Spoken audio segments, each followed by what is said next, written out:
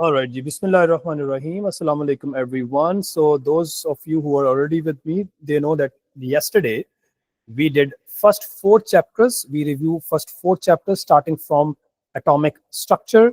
We did moles related question. The most important thing in moles examiner could test you is the number of particles using the which use the formula related to Avogadro's, how to get the number of molecules, number of atoms, and number of ions.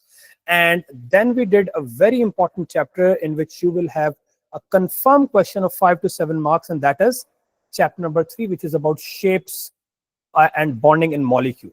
Now, since this chapter is little extensive, उस chapter में 3-4 चीजें हैं जिनको आपने at any condition आपने उनका कुछ भी नहीं छोड़ना. अभी मैं आपको उसके questions भी कराऊंगा. सबसे पहली चीज है उसमें, of course, the bonding, and bonding में the most important one is covalent, coordinate, covalent, how the bond between ammonia and hydrogen ion is formed to form ammonium ion, how the bond between ammonium ion and chloride ion is formed, how Al2Cl6 exists basically, right? So dative bond or coordinate bond, and then what is expanded octet or what is shortened octet, right? And then after that, you must know that how does the sigma bond is formed and how do the pi bond is formed. A sigma bond is formed by the head-on overlapping, more stronger bond, whereas a pi bond is formed by the sideways overlapping, and it is a kind of more reactive and weaker bond. Very important in the same chapter is the type of hybridization, you know. So hybridization is the intermixing of atomic orbitals with the different shape and different energies to give equal number of hybrid atomic orbital with same shape and same energies. अभी ये सब कुछ हम questions में भी करेंगे, मैं वो बता रहा हूँ जो कल हमने किया था. We have variety of hybridization, you all know. We have sp, sp2, sp3 hybridization, right? And when we have different types of hybridization, what is the bond angle and what is the shape, the geometry of the molecule with sp hybridization, with sp2 and sp3? Let's quickly review. With sp, we have linear and 180 degree. With sp2, we have trigonal planar and 120 degree. With sp3, we have tetrahedral and 109.5 degrees. And then there are two more geometries in our syllabus. One is called octahedral. किसी को याद है the bond angle in octahedral? Who knows the bond angle in octahedral? It's 90 degrees. And then there is another one, trigonal bipyramidal. You must know how to draw the 3D shape of trigonal bipyramidal with two different bond angles, 90 degrees and 120 degrees, right? And then we did chapter 4. उसमें दो चीजें हैं जो उन दो में से एक ही आनी है और वो confirm आनी है. The first half of the chapter is about ideal gas. So you should know what is an ideal gas, under what condition gases behave like an ideal gas, and what are the three characteristics of an ideal gas. पिछले chapter में मैं bonding skip कर गया हूँ, I don't know why. Intermolecular forces, you know. So variety of intermolecular forces है उसमें. We have hydrogen bonding, we have ID, and PD. So how do we describe hydrogen bonding? Where partial positively charged hydrogen atom of one molecule develop forces of attraction with nitrogen, oxygen, or fluorine, which is highly electronegative of the neighboring molecule. And then we have ID forces which are present between, non-polar molecule. उनकी जो strength है वो depend करती है number of electrons, total number of electron in a molecule. All right. उसके बाद बेटे we have what is the chapter called, states of matter. यहाँ पे PV-nRT the most important thing. So we were talking about the ideal gas. So there are two conditions under which the gases behave more like an ideal gas. Number one, what is that condition? Yes, anyone in the class, mic is open. What are the two conditions under which the gas like an ideal gas? High pressure and high temperature, low pressure, high temperature. Yeah, so sometime examiner gives the same information in the question that under high temperature and low pressure gases behave more like an ideal. Elaborate, explain this concept that why do gases behave more ideally under high temperature. So when you increase the temperature, the particle will gain energy, move apart. When they will move apart, the forces of attraction will become very ignorable, बहुत कम हो जाएंगी, and their volume compared to the volume of container would also become insignificant. So since the particles are far apart, the forces of attraction are very weak. Forces are weak, more ideal. Imagine you decrease the temperature, particle will lose energy, they get closer, they get more closer, they develop more forces. So when there are forces between the molecules, they are less ideal. Second condition is pressure. So you decrease the pressure. If you increase the pressure, the particle will get more closer. So when the particle get more closer, they develop some stronger forces. So when they develop forces, their volume becomes significant. Also, this intermolecular forces. So मैंने कल जाते जाते आपको बताया था कि this equation is very important, in which the pressure and the volume and what do we measure? I mean, what is the unit of pressure here in PV and RT? What is the unit of pressure? Mic is open. Pascal. Pressure is it's Pascal. Volume is meter cube. N is moles. I mean, that would be given. Or n sometimes you can replace the N with M over Mr. Sometimes you have to find the mass or Mr of the molecule that is given. And then we have R, which is 8.31. It's a constant. We would be given with this R. And what is T? T is the temperature in Kelvin. How do we convert degree into Kelvin? We just add 273, whatever the value is. अभी हम इसके सारे questions करेंगे. Okay, अच्छा इसमें से क्या question आ सकता है? I mean, ये जो आपका second part of the same chapter, which is about bonding and structure. इसमें वो आपको कोई भी molecule देगा. You would be given with a molecule based on the information, melting point, solubility in water, and electrical conduction. You will predict the structure and the bonding. For example, we have a compound called XY. Right, and XY, they have a melting point of around 1100 degrees Celsius. It does not conduct when it is solid. It conducts when it is molten or aqueous. So you need to be able to predict its structure and bonding. So anything that has relatively high melting point and it doesn't conduct when solid and conduct when molten, we know it is going to be nothing but ionic. So ionic का structure क्या होता है? What is the structure of ionic compounds? Mic is open. Structure. Crystal. All ionic have, they have giant ionic lattice. Yes, they have giant ionic lattice. They have strong electrostatic forces of attraction between oppositely charged ions. Huge amount of energy is required, right? But they are soluble in water. But mind it, when it comes to simple molecular, all covalent are simple molecular except diamond, graphite, or silica. We did same in back in O levels, including, let's talk about simple molecular. Even iodine has a relatively high melting point. It doesn't mean it is giant. It has high melting point due to why iodine is solid at room temperature. Why it has high melting point? Anyone? Stronger Yes, force of please. attraction. Why it has stronger forces of attraction, Abdul? That's the question. Yes. Forces. IDID forces. Why? More IDID forces. Why Sir, there are because more IDID forces? more Yes, electrons. Hasan. more Yes, electrons. yes. That's what you need to mention. That because it in one molecule of iodine, you know the atomic number of iodine? If I'm not wrong, I think it's 53. One iodine. And two iodines would be 106. So one molecule of iodine have 106 electron. Imagine if you have lot of molecule, there will be a pool of electrons. So more electron, more stronger IDID forces, more energy is required. That's why iodine is solid. Why ice is solid at room temperature? Why ice has high melting point and why it is solid? It has hydrogen bonding. It has a special type of intermolecular force, which is hydrogen bonding, which is more stronger. Whenever you refer to the term hydrogen bonding, you have to write this sentence which says more stronger than simple PD-PD forces. Hydrogen bonding is actually a type of PD-PD forces, but it is more stronger than that simple PD. Now, when it comes to giant covalent, we have silicon, we have graphite and diamond. They all have giant covalent structure, very strong, bonds, very strong bonds, huge amount of energy is required. Diamond is little slippery because of the layered structure. All metals are giant metallic, whatever the metal that would be. Let's start with this chapter 5. हम sometimes इसमें struggle करते हैं.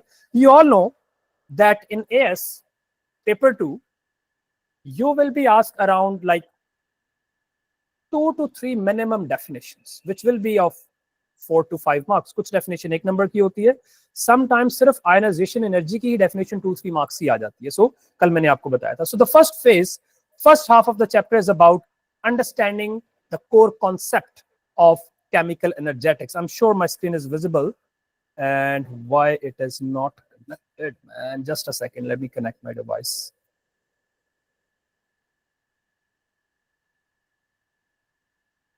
Am I audible? Yeah. जी sir. Okay. यार इसमें सब लोगों ने पहले 3 points, first 3 points are about the definitions, understanding of the exo and endo. So first of all, we all must be able to explain the term enthalpy. Enthalpy is the heat change. We have variety of in enthalpy. Heat sometimes is given out, sometimes reaction takes in. So when heat is given out, we have exo, taken in, we have endo. अच्छा, आप सबको जल्दी से इसका graph revise करवा देते हैं. What type of graph is this?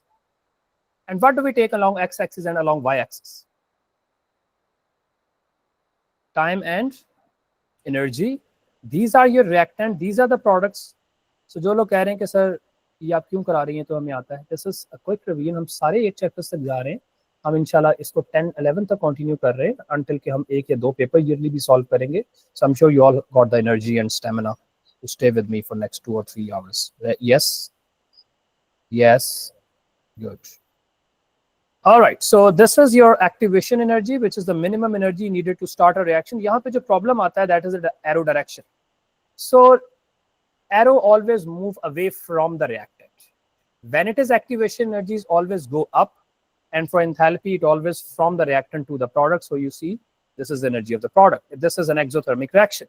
When we add the catalyst to this exothermic reaction, we add the catalyst.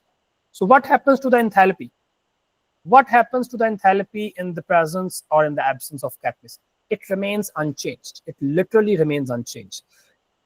Enthalpy is unaffected by the catalyst.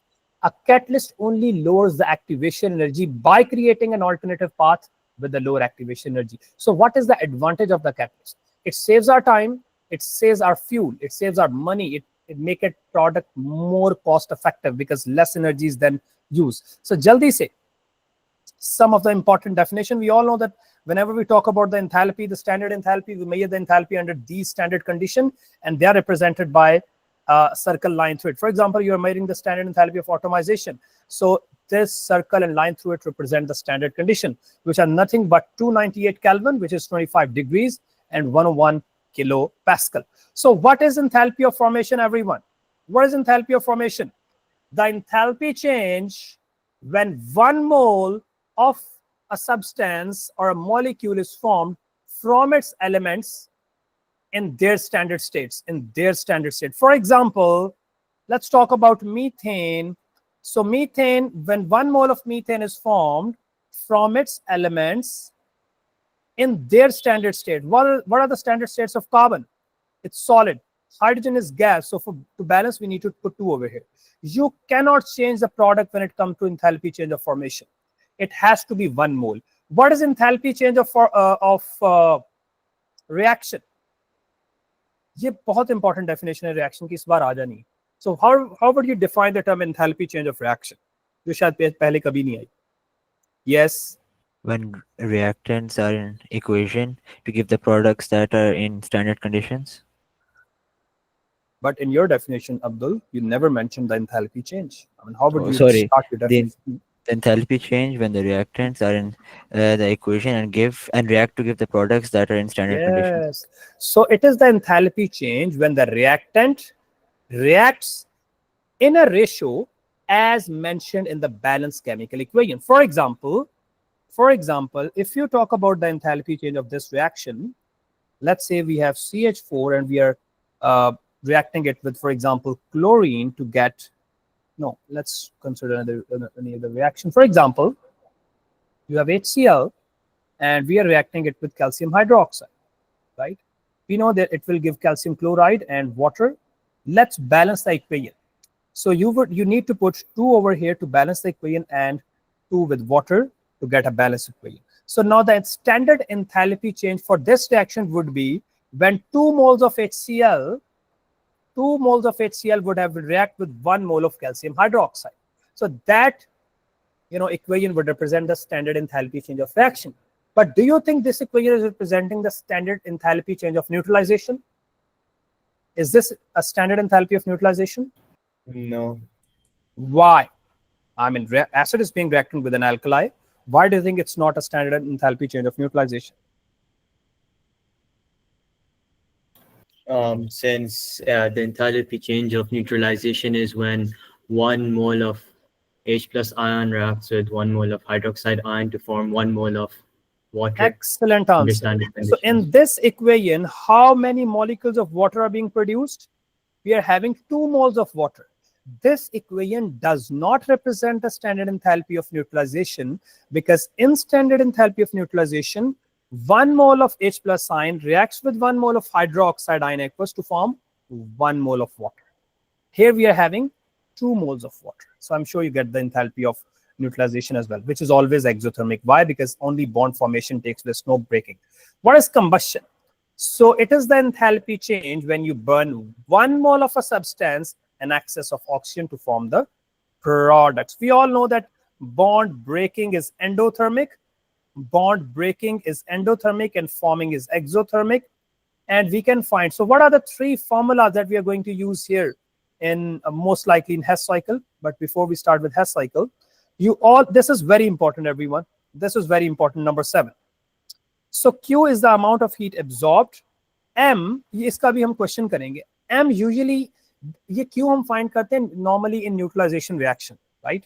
So M, दिखने में तो ये mass लग रहा है, but what is M? M is the volume of the solution in cm cube. So whatever the number of centimeter cube of the total solution, that should be your M. C is the specific heat capacity, which is the value is constant, 4.18. And delta T is the change in temperature before and after. So final minus initial temperature. But sometime from this data, we need to ask to get the enthalpy of the reaction. So how to connect this formula with enthalpy? So enthalpy is equal to Q over N. If it is exothermic, I mean neutralization, then you put negative sign with the final answer. Now from this formula, you can get the value of Q, right? And what is N, by the way? What is N here? The moles. किस चीज के moles? I mean, we have 2 reactants, acid and alkali. तो किस चीज के moles हैं ये? Limiting reactant. Excellent. तो जो 2 लोग होंगे, आपने वहां पे देखना है कि which one is limiting reactant. So this N is the moles of limiting reactant, because there is a reaction happening between 2 reactants, of course, and though that reactant which have lesser amount of moles, as mentioned in the balance equation, you are going to use those moles here. I mean, in the denominator, Q would be your numerator, and you can get the enthalpy of that particular reaction.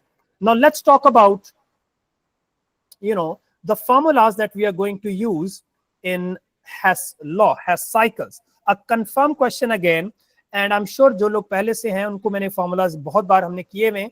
So आपको ना 3 possible types के formulas आ सकते हैं. मैंने खोल के अपने सामने भी रख लिए कि मैं जल्दी में कोई mistake ना कर दूं. So देखो, whenever we draw the Hess cycle, the examiner wants us to draw to get the enthalpy, we are given with 3 different types of data.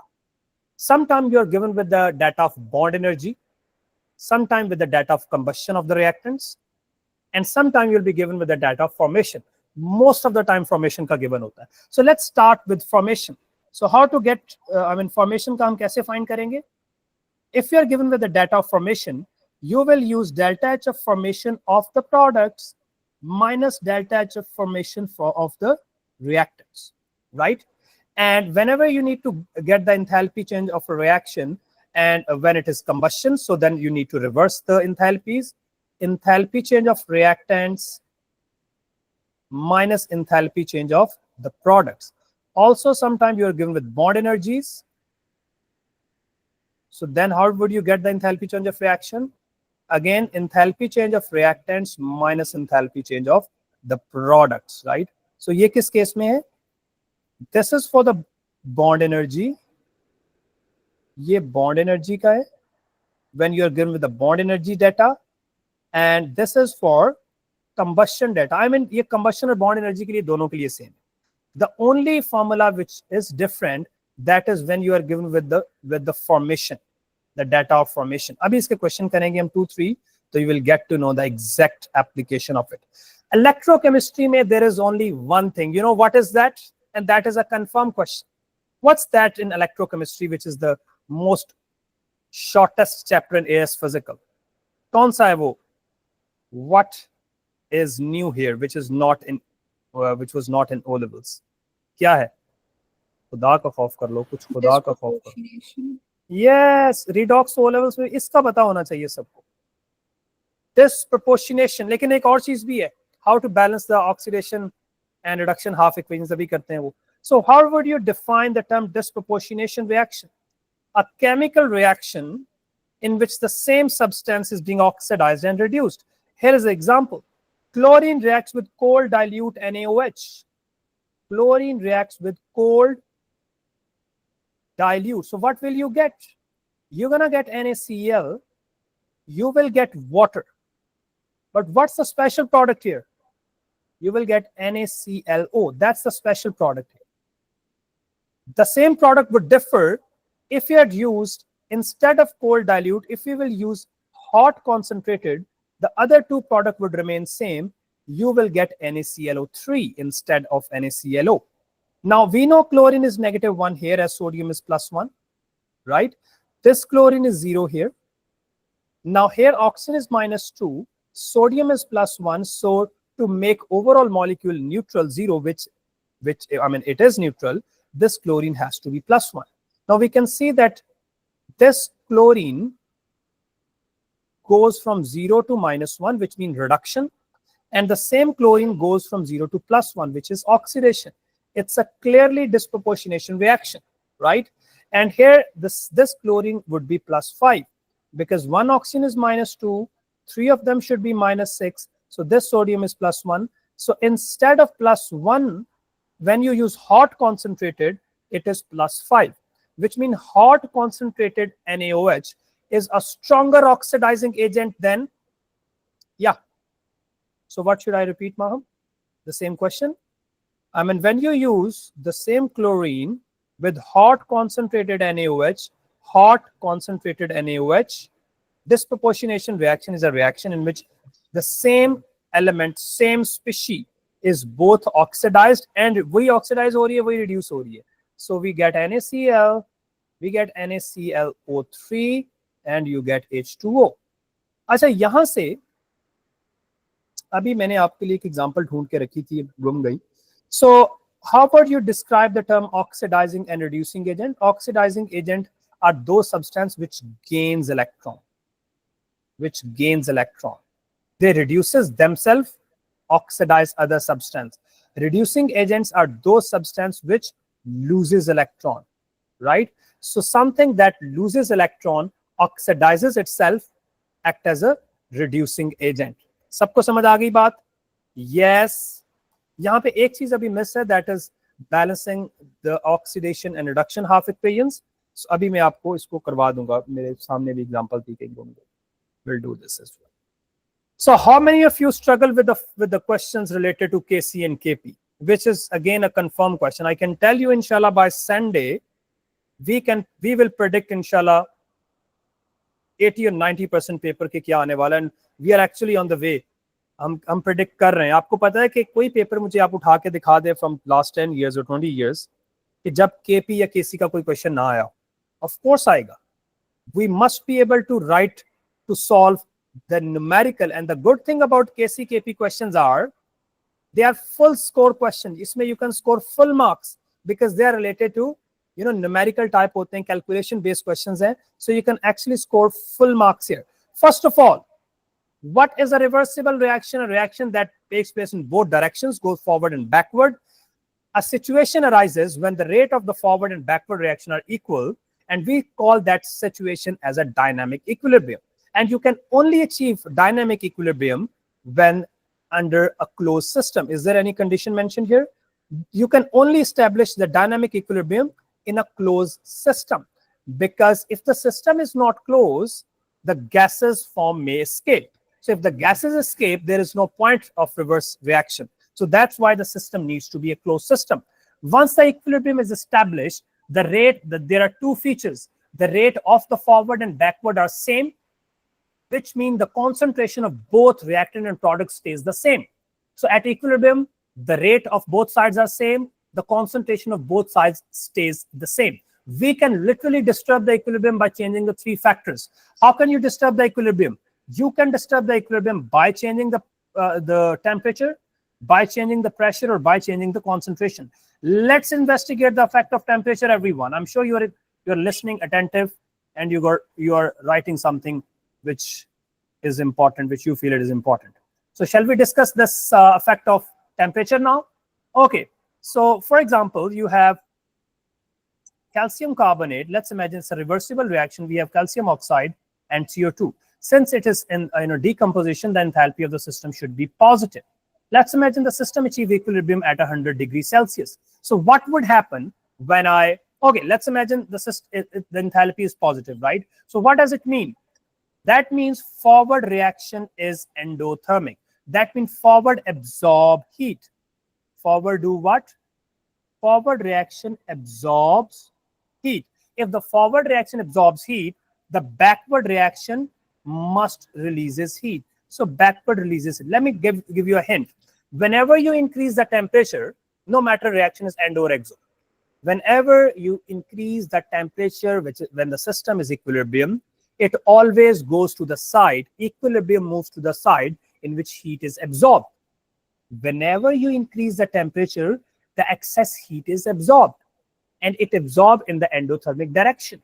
Whenever you decrease the temperature, the system will release heat, and it releases heat in the exothermic direction. So in this very example, when you increase the temperature, the system will try absorbing the excess heat, so it again achieves the equilibrium, right? To compensate the effect of high temperature, excess heat, forward reaction is favored and more products are made. When you decrease the temperature, system will itself start releasing heat, and it favors the side where the exothermic reaction is.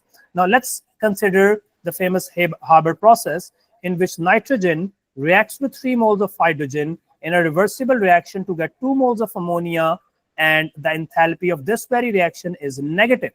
Now, since the enthalpy is negative, the forward reaction is this time releasing heat. The forward reaction is releasing heat because the enthalpy is negative, right? So if forward is releasing heat, backward should absorb heat.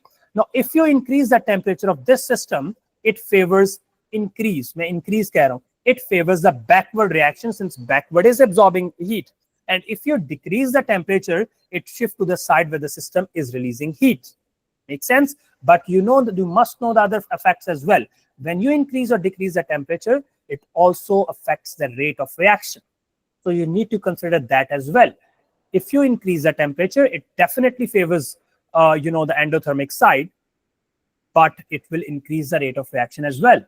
But instead of increasing, if you are lowering the temperature, it would definitely increase, favors the exothermic side, but the disadvantage is it would decrease the rate. Now, the important thing in this chapter is, like I said, KC. First of all, you should know what exactly KC is. So what is KC? Students, mic is open. What exactly the KC is? Anyone? Equilibrium constant. How would you define? Look, it's a basic thing. So we should know this. That's why I opened the syllabus, and that's how we are going about everything. So what is KC? Giving you 10 seconds.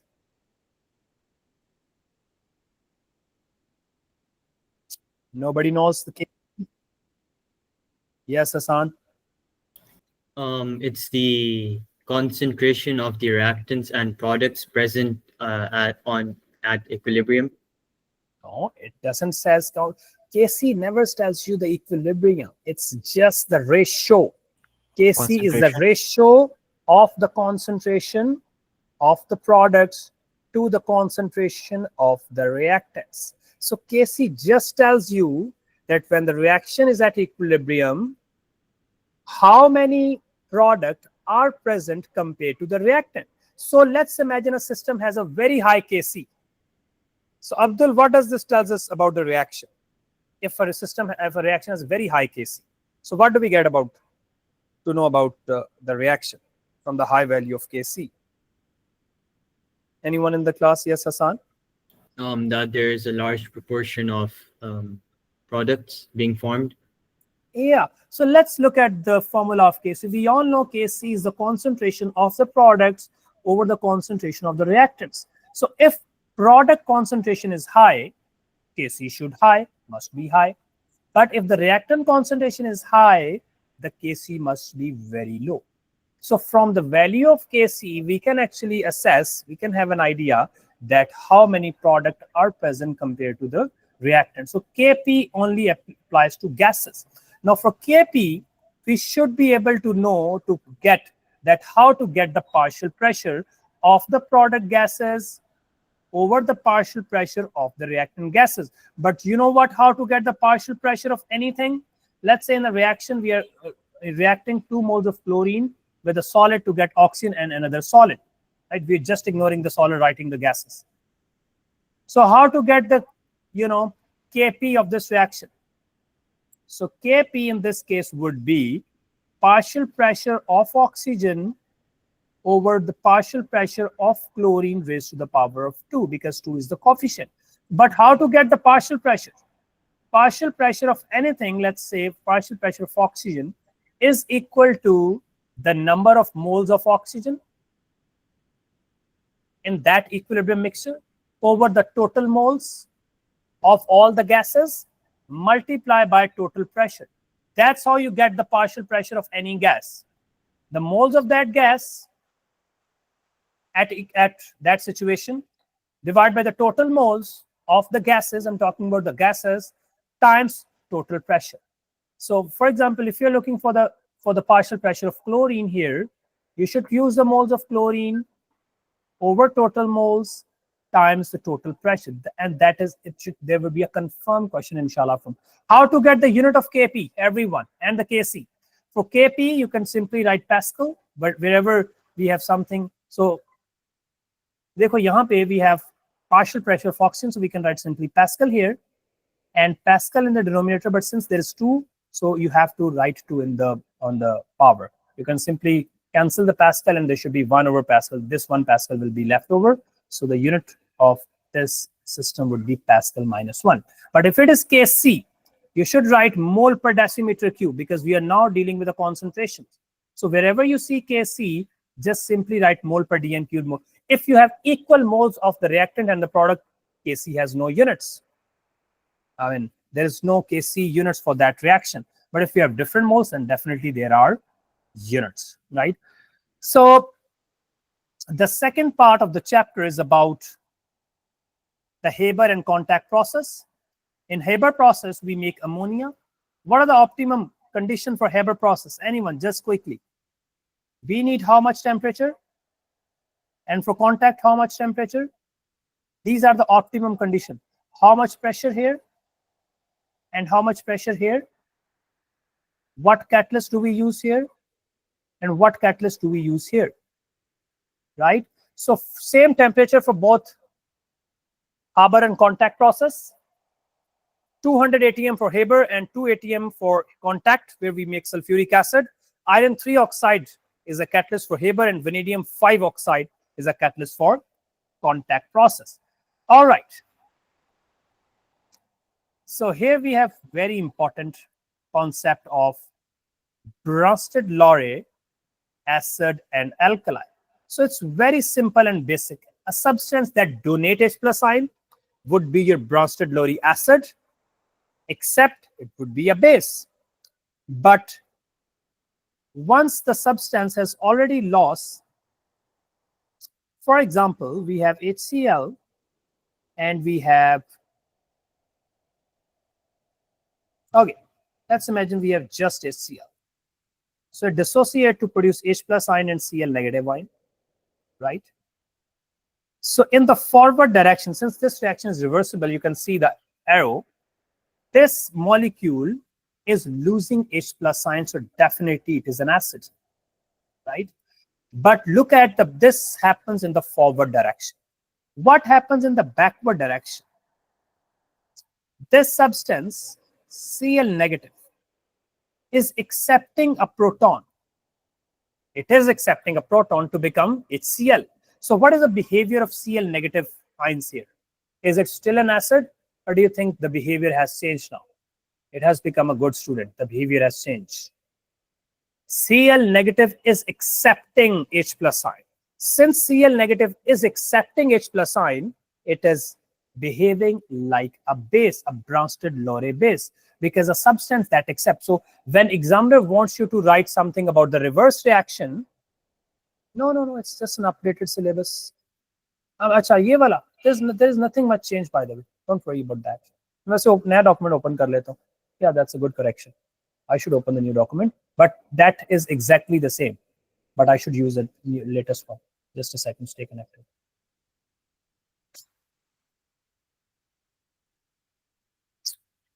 All right, meanwhile, if you have anything to ask from this chapter, you can just ask your questions.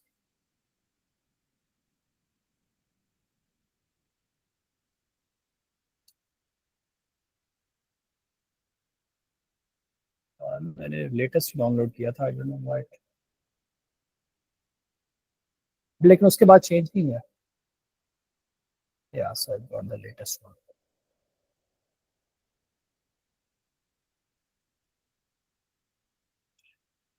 So those who are in Lahore, they know the temperature is like rising here. It's above 45, I guess, today. बहुत गर्मी हो गई यार. And I'm sitting at 3rd floor. तो जैसे ऊपर जाएंगे गर्मी और भी बढ़ती जाएगी. Yeah, Hassan, what's the temperature in Saudi Arabia these days? Is it Sir, super hot? अभी इतनी गर्मी है नहीं. It's 37 right now. So Pakistan is more hotter than Saudi Arabia. लेकिन हज पे तो बहुत गर्मी हो जाती है, मैंने सुना. जी बस आहिस्ता से हो जानी. Okay. Let's start the syllabus, the latest one. Okay, बाकी मैंने भेज दिया.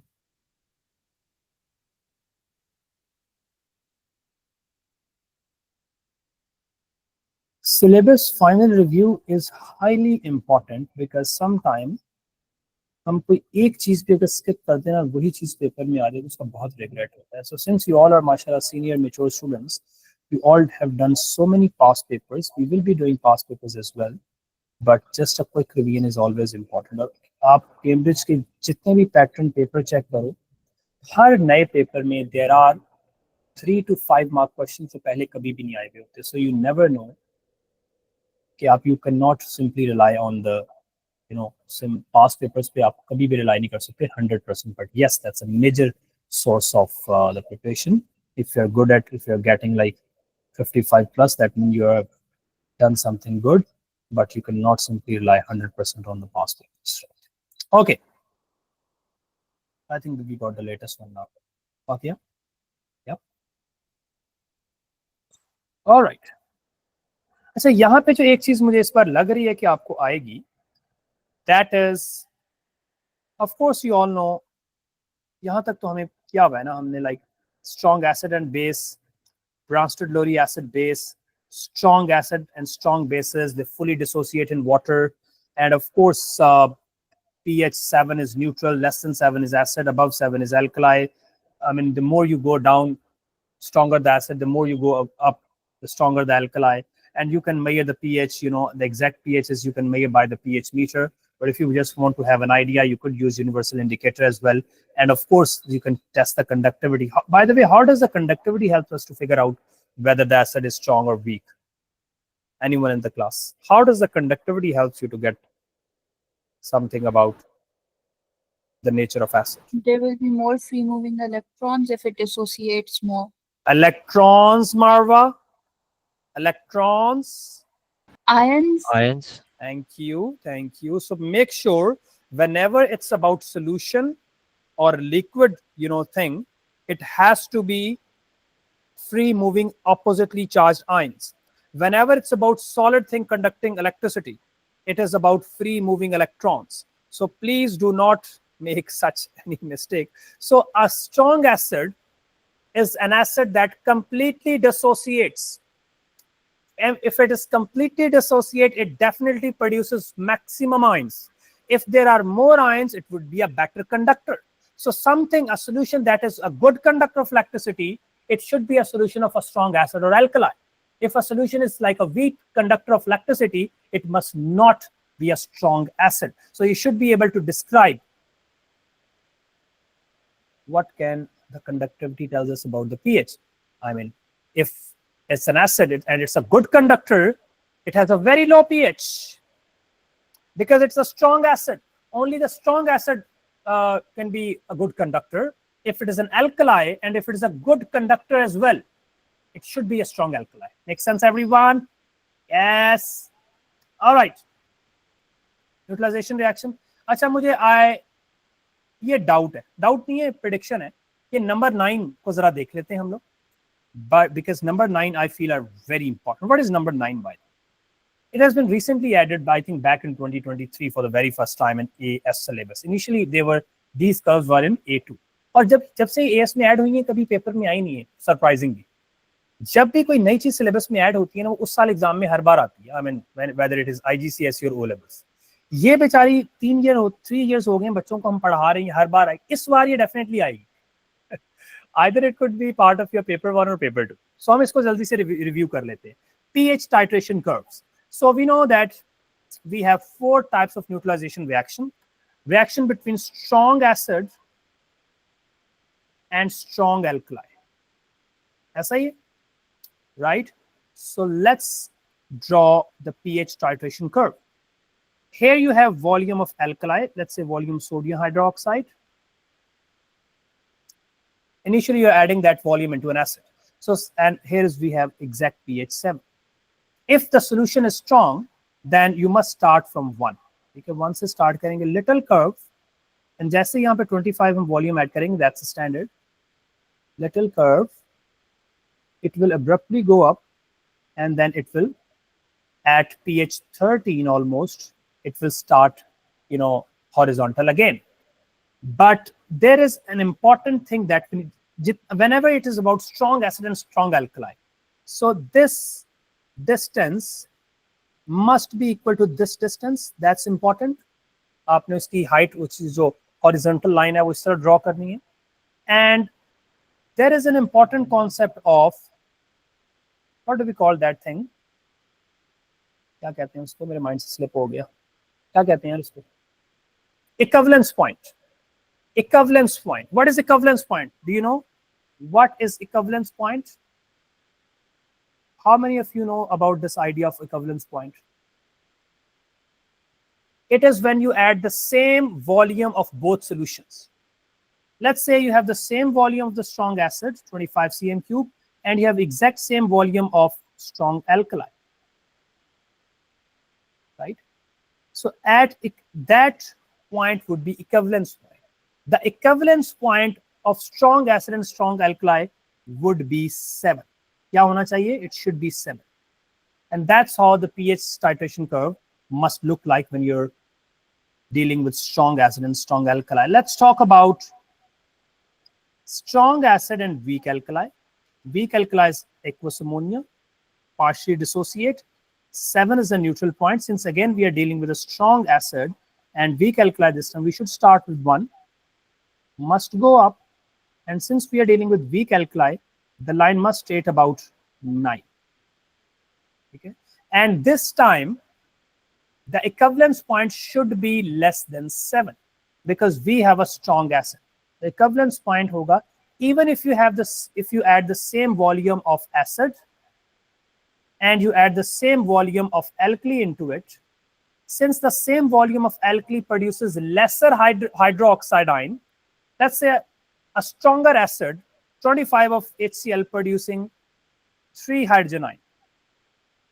The same amount of ammonia, since it is a weak acid, it will not produce the same number of hydroxide ion. It would only produce lesser hydrogen ion. So even in the equivalence point, there are more hydrogen ion present and the overall pH is still acidic. So that's why when you have a strong acid and weak alkali, the equivalence point is less than 7. Make sense, everyone? Yes, this is equivalence point. सबको हजम हो गई बात? Yes.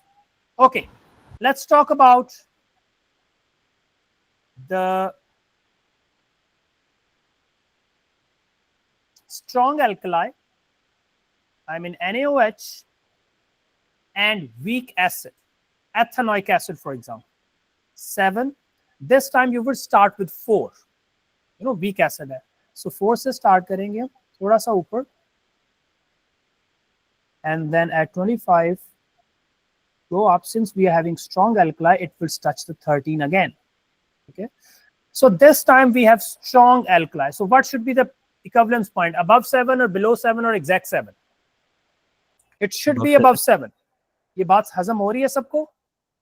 Yes, भाई समझ आ रही है सबको?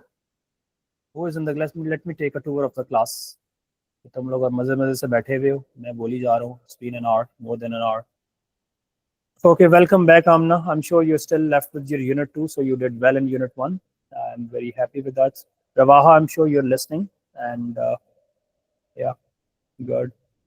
And who is this MH with us? And Abdul Samad, Saad. Hassan is here. Hassan from Islamabad. Hassan, are you with us? Hassan is not here. All right. So this is when you have a strong alkali and a weak acid. What about weak acid and weak acid? जब दोनों weak होंगे, then what would happen? Then there should not be कोई straight line होगी नहीं. Something like this. ये बिल्कुल ऐसे ही बनेगी जैसे मैंने बनाई. Something like this. Both are weak. Start just below 7, go curve and just above 7, and then it states again. So most likely इस बार आपको आ सकता है. So you must be able to draw those. Last chapter, and last chapter का जो the most beautiful question of the last chapter is always the Boltzmann distribution curve. So we did this many a times. Let's first discuss rate of reaction thing. So we know that a reaction can only be successful if the reactant particle are colliding. कैसे collide कर रही? Either they collide in two different ways. The collisions may be effective or non-effective. So you must say that a reaction is only feasible when the reactant particle are colliding effectively, and they can only collide effectively when they have a sufficient amount of energy called activation energy, right? What is activation energy? The minimum amount of energy needed to start a chemical reaction is called activation energy. If a reactant, if more proportion of the particle have energy greater than activation energy, if we are climbing the hill and 100 of us, let's say we have 100 people, if 90 of us have energy to climb that vehicle to that top of the mountain, that, I mean, the reaction would have 90% of the products are being formed. But if 100 out of those 100 people, only 5 have energy to climb that, top of the mountain, that the reaction would be very slow because lesser number of particles have energy greater than activation energy. So activation energy is extremely important when we talk about the feasibility of the reaction, right? Now, how do we affect the rate of reaction by certain factors? You can affect the frequency of effective collision by increasing or decreasing the concentration. If you increase the concentration, there will be more amount of particle in the same volume, more effective collisions, faster the rate of reaction. When you increase the pressure, the particle are pushed closer. I mean, more collisions, more rate of reaction, right? So this beautiful thing called activation energy and Boltzmann distribution curve helps us to figure out that out of all the particles, how many particles have what amount of energy. So from that energy, we get an idea that what amount of particles are going to make the products. So just for revision, let's make the Boltzmann distribution curve. Along x-axis, we have energy of the particles. And what is along y-axis, by the way? What do we take along y-axis? Anyone? Enthalpy. Not at all. Number of molecules. Excellent. We have number of particles. Make sure आपको axis याद होने चाहिए. So this is how we draw the Boltzmann distribution curve. So we know somewhere here we have that we have activation energy. It could be anywhere, but just a general uh, sketch of Boltzmann distribution curve. So the particles those have energy greater than activation, only these particles will collide effectively and they form the product. All these particles are like us, they don't have enough energy to climb the mountain, so they just stand and look. But if you have that gadget which is like with the Doraemon's best friend, what's the name of Doraemon's best friend? क्या नाम है उसका मारवा? Nobita. Nobita. No, Nobita तो हम है ना, Doraemon के पास होता है ना gadget. So if you have that Doraemon with you, so he will get you a gadget and he will create an alternative path with a lower activation energy.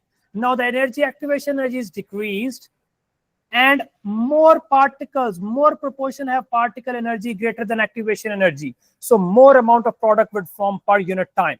So that is one way of speeding up the reaction. What is the other possible way through which you can disturb the shape of the curve?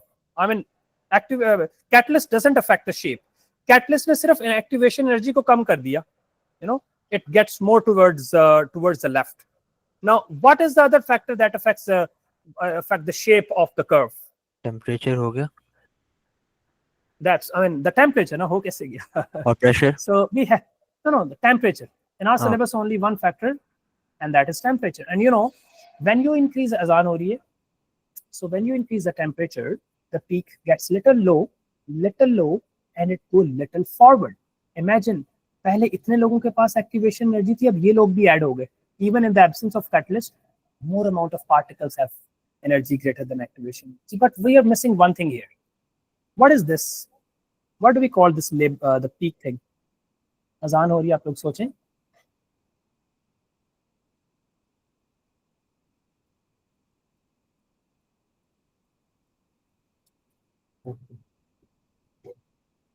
Link तो भेजा ही नहीं classes में.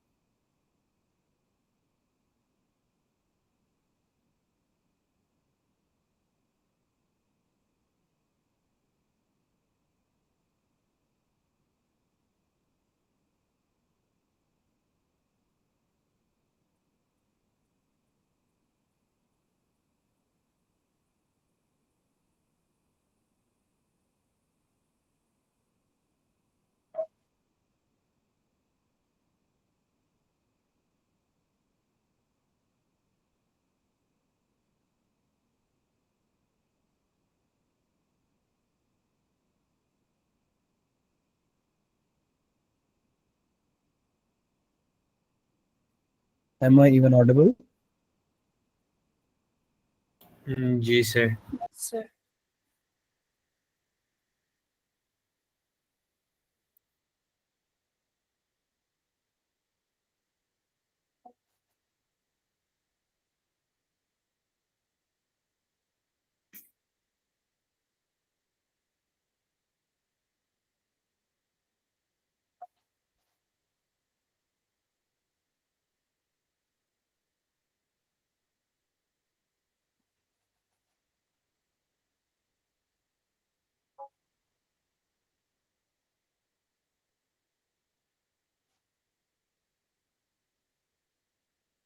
All right. So Boltzmann distribution, a must question, inshallah. Boltzmann distribution curve. So you can increase the rate of reaction. Change the activation energy by adding the catalyst, and the activation goes little left. You can increase the temperature to change the shape. The peak will go little low and little forward. The question I want to ask here is, what do we call? This represents the number of particles, right? The peak that represent this many particles, what do we call those particles, and what do we call that energy along x-axis that touches that peak? Probable What do we energy. call that? Marva, what? Shabash. That is called Probable that is called most probable energy. Now let's look at the most probable energy. We did this, the same concept in detail when we were doing this chapter. Hassan ko yaad hoga.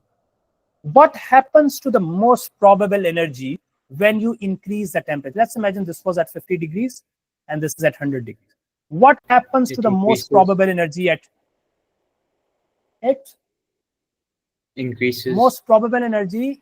देखो अब most probable energy ये नहीं हो गई. So most probable energy increases. But what happens to the number of particles with the most at high temperature? Decreases. What happens to the particles? They decrease. So that's the most beautiful thing with the Boltzmann distribution curve. At low temperature, most probable energy, the particle that has the energy, which is most, this is by the way most probable energy. How would you define the term most probable energy? How would you define the term most probable energy? Anyone in the class? Mic is open.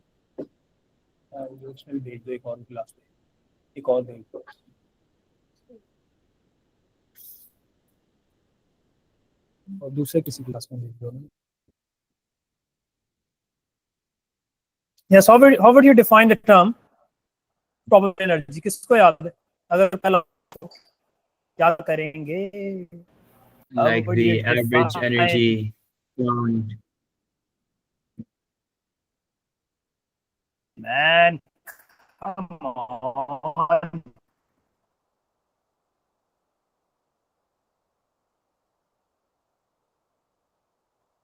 Energy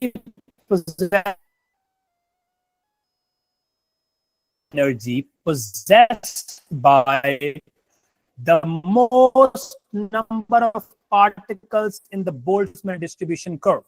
It's called most probable energy. The most probable energy increases at high temperature. No, it's not the mean. It's not the mean energy. Okay. So most probable energy increases with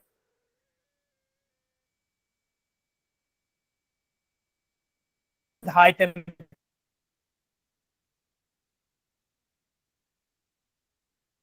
With temperature, but the number of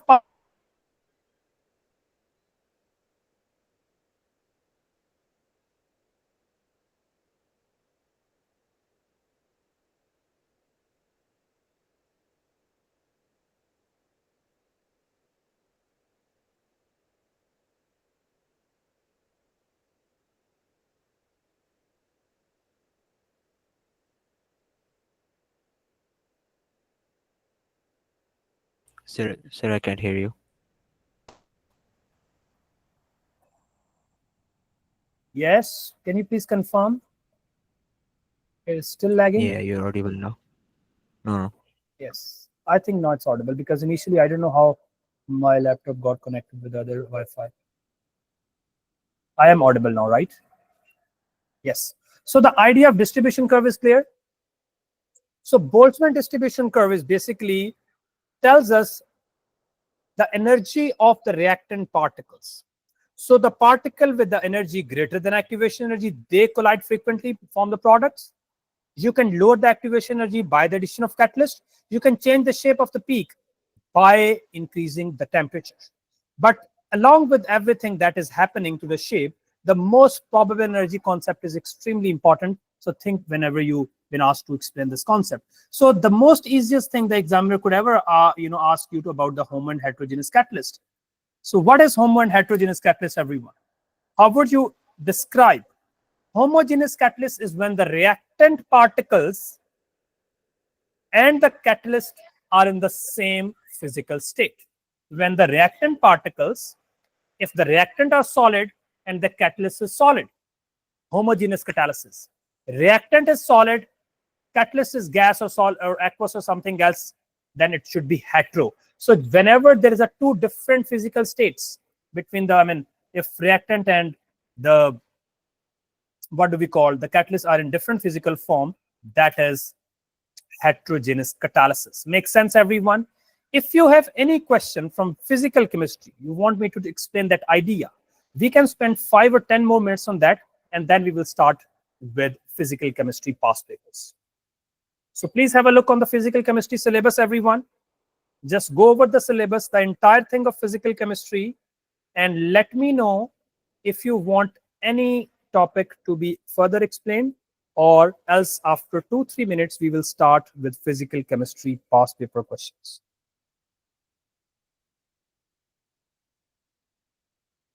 Momina, how are you, bete? Am I audible? Yes. Yes, you're audible. So please review the syllabus, everyone. Just physical. Don't look at inorganic or organic today. अभी मैं आज शायद अगर हमारे पास time बचेगा और आपकी energy रहेगी तो वी कैन जिसमें आप लोग थोड़ा ज्यादा स्ट्रगल करते हैं इनऑर्गेनिक केमिस्ट्री के रिएक्शंस में, तो हम उसको भी टच करेंगे प्रोवाइडेड के how much time we spend on physical. So okay, if you do not have any question. I wanted to confirm one thing. Yes please. जो कल की क्लास में आपने चैप्टर्स करवाए, are there recordings available possibly for those? Yes. You will get the recording. All right, thank you. All right. Sir, So, yes, please. Sir equilibrium में जो Kp and Kc find करना होता है उसको explain कर सकते हैं एक दफा? Okay. हम डायरेक्ट उससे क्वेश्चंस ना कर लें Ahmad. What do you think? Best Let's solve the question question. करा दूं. Best That's good. So let's do the questions. I mean, we are doing just targeted physical chemistry today. And if possible, तो हम करेंगे इंशाल्लाह inorganic. Sunday को आप लोग एक ग्रैंड किस्म का मॉक देंगे इंशाल्लाह अबाउट 2 o'clock, और फिर रात में हम एक डिटेल क्लास संडे को भी रखेंगे. ऑफ कोर्स कल भी है, बट मैं मॉक पेपर आपको संडे को दूंगा इंशाल्लाह. Okay.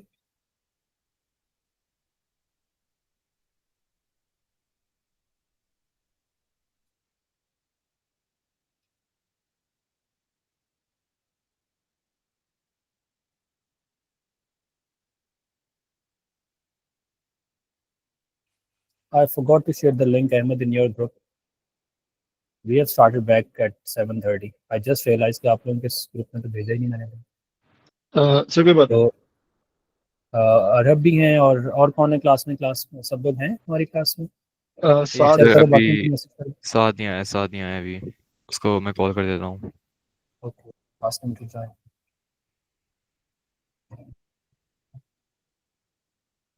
ऑलराइट, मैं एक मजेदार पेपर भेज रहा हूँ which I feel it's a very good paper to attempt, and let's discuss. We will have question from enthalpy, from इसमें बड़े मजे के क्वेश्चंस आने वाले हैं. So let's discuss this paper, this beautiful paper. Let's discuss that. Okay.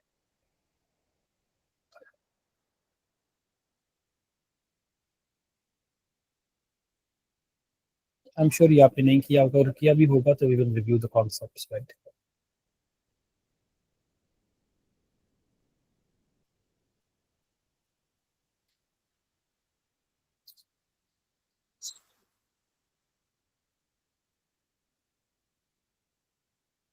Okay. Zainab, are you in the class, beta? Dr. Zainab? No.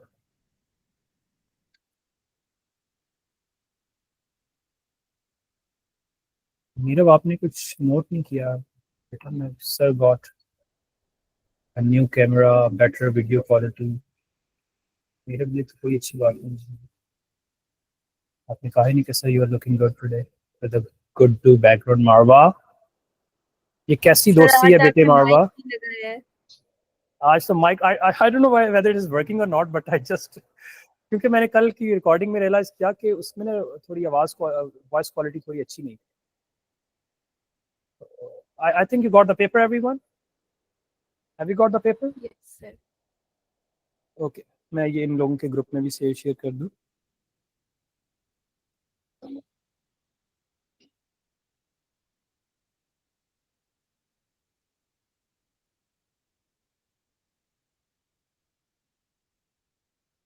Ahmed, please check the paper I just sent in the group. Yes, sir, I guess.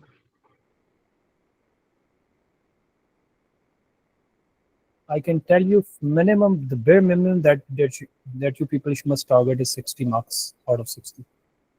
Itna easy paper hota hai paper 2. So with these 2-3 days practice, we can actually score inshallah maximum marks, but it all depends on our efforts, how much effort we put in to score maximum marks. Paper 1 में मजा आएगा इंशाल्लाह. अभी आप लोग बाकी exam से free हों, we'll do a lot of sessions for the paper 1. All right, everyone. So this question is about from the redox, which I'm sure Maham will listen this question very closely. Question number 1, everyone. Chlorine can be prepared by using the following reaction. MnO2 solid reacts with HCl to form MnCl2, water and Cl2, right? Explain why MnO2 is described as an oxidizing agent. So something that reduces itself, something that gains electron. It reduces itself, act as an oxidizing agent. So MnO2. Look, Mn is, oxygen is -2. 2 of them should be -4. So Mn should be +4. Now, if Mn is an oxidizing agent, it should reduce and its positive charge must decrease. So it's +4 here. And let's look at the charge of Mn on the product side. We know chlorine is -1. 2 of them are -2. So Mn goes +2. So Mn clearly gains electron. Mn gains electron, right? So, and also, in the same reaction, the chlorine, initially it was -1 and it oxidizes to 0 because we know homoatomic molecule are 0. So refer to the oxidation. Explain why MnO2 is described as an oxidizing agent. It oxidizes chloride, not chlorine. It oxidizes chloride to Cl2. So, and reduces itself. And it reduces itself. So since it says refer to the oxidation numbers, so the oxidation number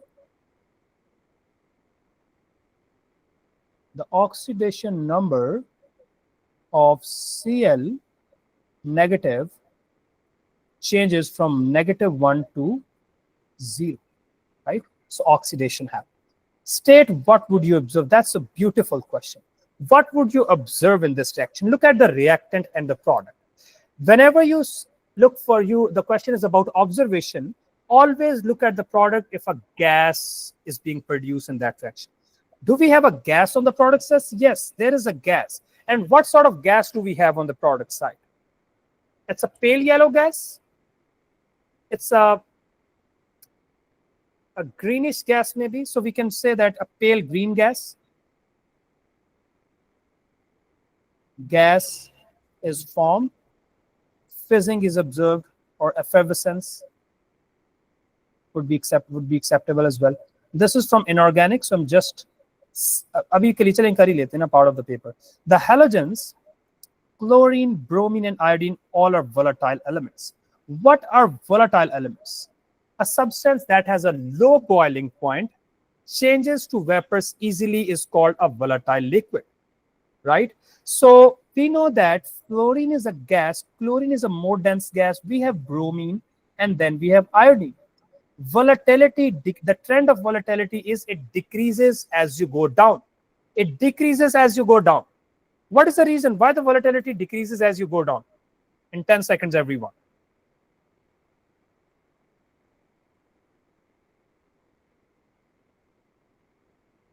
Come on.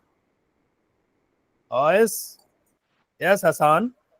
The ID forces increases due to the molecule increasing in its molecular mass, and also that it has more number of electrons. Excellent. So as you go down, the number of electrons per molecule increases, which cause a more stronger ID forces, higher melting and boiling point, lesser volatility. So I think that's the question. Oh, wow. So it says state and explain the trend.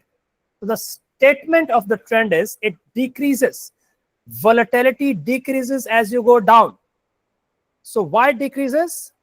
Going down the group, the number of electrons per molecule increases. So more stronger ID forces, higher melting and boiling point and lesser volatility. That's exactly what you need to write here. All right, everyone? Yes. Okay. Chlorine undergoes a disproportionation reaction. I think we did the exact reaction a few minutes back.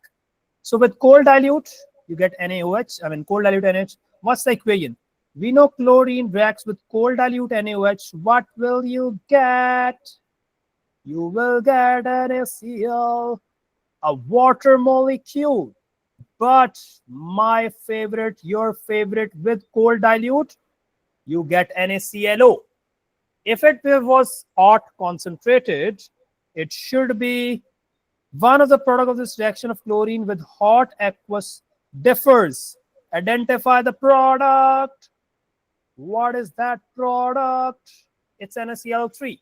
Now, what is the explanation? Why this reaction is disproportionation? I am going to skip this question. I know you know the answer. By the way, what is this? Why this reaction is disproportionation? Just raise your hand. How many of you know the exact answer? Just raise your hand. अगर किसी को भी एक को भी नहीं आता तो I must explain, but I'm sure सबको आता है. Yes, सबको आता है. Because in this reaction, chlorine is reduces, also oxidizes, goes from 0 to -1, also +1. We can state and explain. Look at this inorganic, beautiful question, boys and girls. State and then explain the use of chlorine in the water purification. So how do you think the chlorine is used in the water purification? So chlorine reacts with water, a limited amount of chlorine. It reacts with water. So what does it produce? It produces HClO, which is what? Which is hypochlorous acid. This hypochlorous acid is a nightmare for the bacteria. So then in the second sentence, you should write that it kills, it eliminates, it just kills the microorganisms, the bacteria. So first, chlorine reacts with water to form hypochlorous acid, HClO, and then that acid is a nightmare for the bacteria, you know. Under certain condition, chlorine undergo a free radical. So ये तो मुझे भी आता है ना यार. What is that condition to start the reaction? State the condition required to start. Ultraviolet. You know my spelling skills, Marwa. Ultraviolet radiations or rays. Write the overall equation for the free radical substitution reaction. Write the overall. So I am just giving you 10 seconds, everyone. Read the statement of part E and write the answer. Score 1 mark.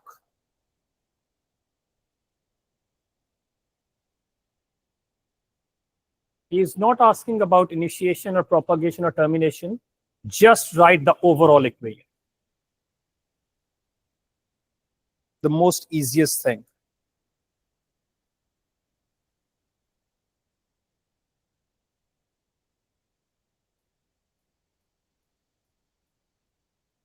Done? Yes, Ahmed Mansoor, you want to ask something? Sir वो hand down करना भूल गया था पहले. All right, done, everybody?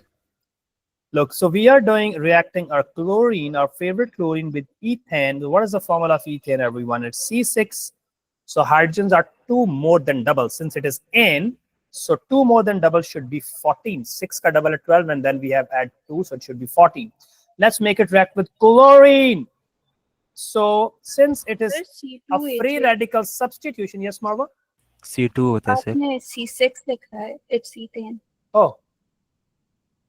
Come on, sir, Bilal. It's ज़्यादा ही पढ़ा गया लगता है आज. C2H6 होना चाहिए ना, right? So ethane है. मैं इसको क्या हेप्टेन लेके बैठा हूँ. So one of the hydrogen is replaced with the chlorine and you get steamy fumes of an acidic gas. It's a three-step reaction: initiation, propagation, termination. Organic में इसको detail में देखें. All right. I think this is something which we should discuss. So I want everyone to complete the box for 2 marks in less than 2 minutes.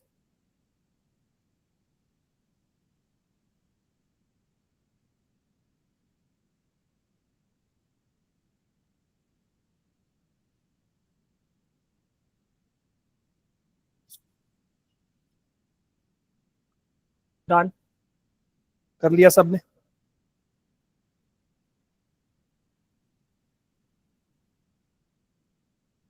Okay. So sodium oxide is ionic. Bonding is ionic. It should be ionic. We know magnesium is also ionic. What about aluminum oxide? Aluminum. Ionic. Is it ionic? No. Covalent. Is it ionic? Yes, sir. Aluminum. Okay. Let's देखो aluminium और silicon ने ये दो बड़े special लोग हैं, इनको थोड़ी स्पेशल इंपॉर्टेंस देनी है क्योंकि सिलिकॉन भी ये हर बार पंगा करेगा क्वेश्चन में, इसी का पंगा होगा. And then aluminium. Aluminum oxide is considered as ionic, right? But when you talk about aluminum उसका chloride ना, that could be ionic and covalent, लेकिन इसको covalent लिखेंगे हम, तो याद रखना है आपको. यहाँ पे हम इसको ionic लिखेंगे, chloride को covalent लिखेंगे. ये तो हमें पता है covalent ही है. And this is also covalent as well. Let's talk about the structures. All ionic have giant structures. So in सबके giant है. And what about the beautiful silica? Is it simple molecular or giant covalent?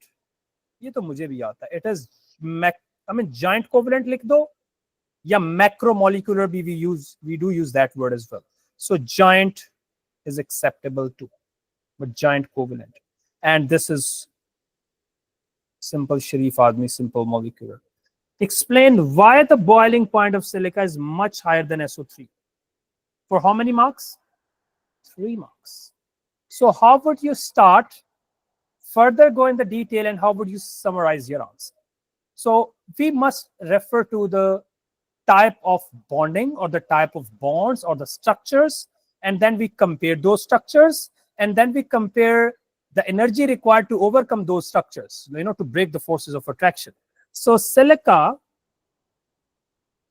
is a macromolecule with a giant covalent structure. वैसे macro का वही मतलब है, giant covalent structure.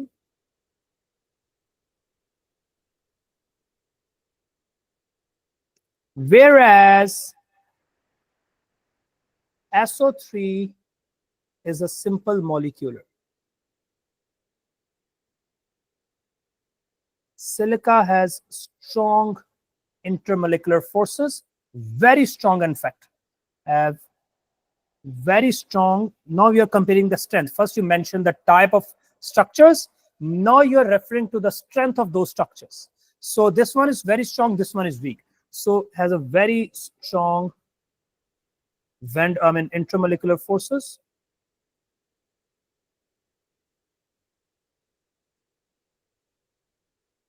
Compared to weak intermolecular forces present in SO3. Huge. Now the third mark is very important. If you would miss the energy related sentence that this require more energy to break the break the strong intermolecular forces, you will lose one. अगर आप ये नहीं लिखोगे तो you won't get that third mark.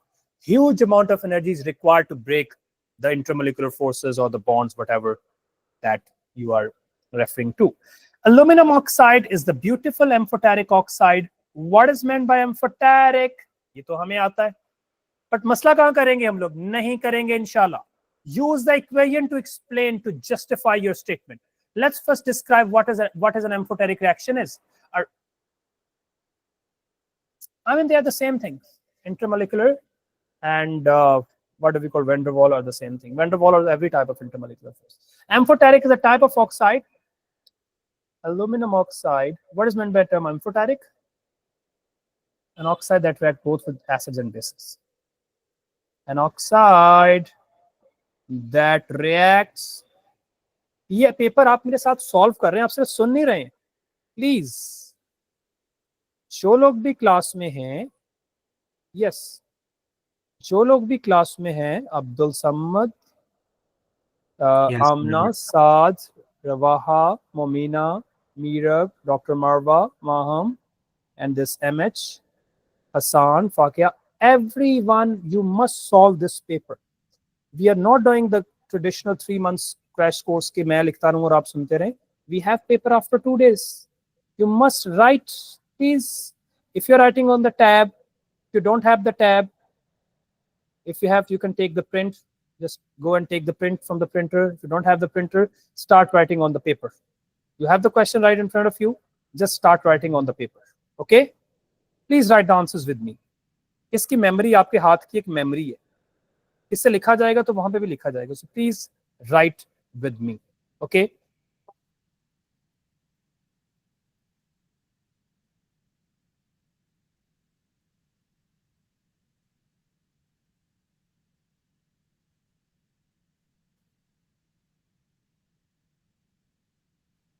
पहले इसको HCl से react करेंगे, फिर we react the same aluminum oxide with an alkali, NaOH से करेंगे. तो please write the products everyone. ये तो किसी, I mean there is no point that we can't, अगर हमें ये आती ना हो, जिनको नहीं आती अभी आपको आनी चाहिए. You should be able to predict the products. So giving you 10 seconds to write the products.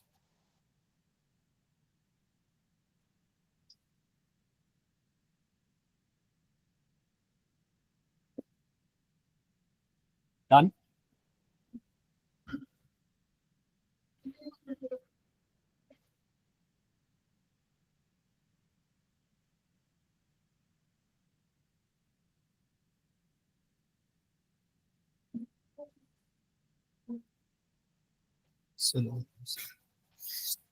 Balance करें इसको और ये इसको याद कर लें. मैं भी आपको याद करा देता हूँ. अजान हो रही है मेरे पास. इसको प्लीज याद करेंगे सब, बैलेंस भी करेंगे. With acid, you will get a salt. I mean, this aluminum will displace the hydrogen. जो भी एसिड होगा, यहाँ पे तो HCl है ना, मोस्ट लाइकली HCl ही आता है. उसका जो भी फॉर्मूला बनेगा, अल्यूमिनियम +3 होता है, chlorine -1, and you will get water. तो यहाँ पे सॉल्ट और वाटर बनेगा. Make sense? Balance this equation afterwards. So balance कर लेते हैं. Here we have 3 oxygens. यहाँ पे 3 ऑक्सीजन है ना.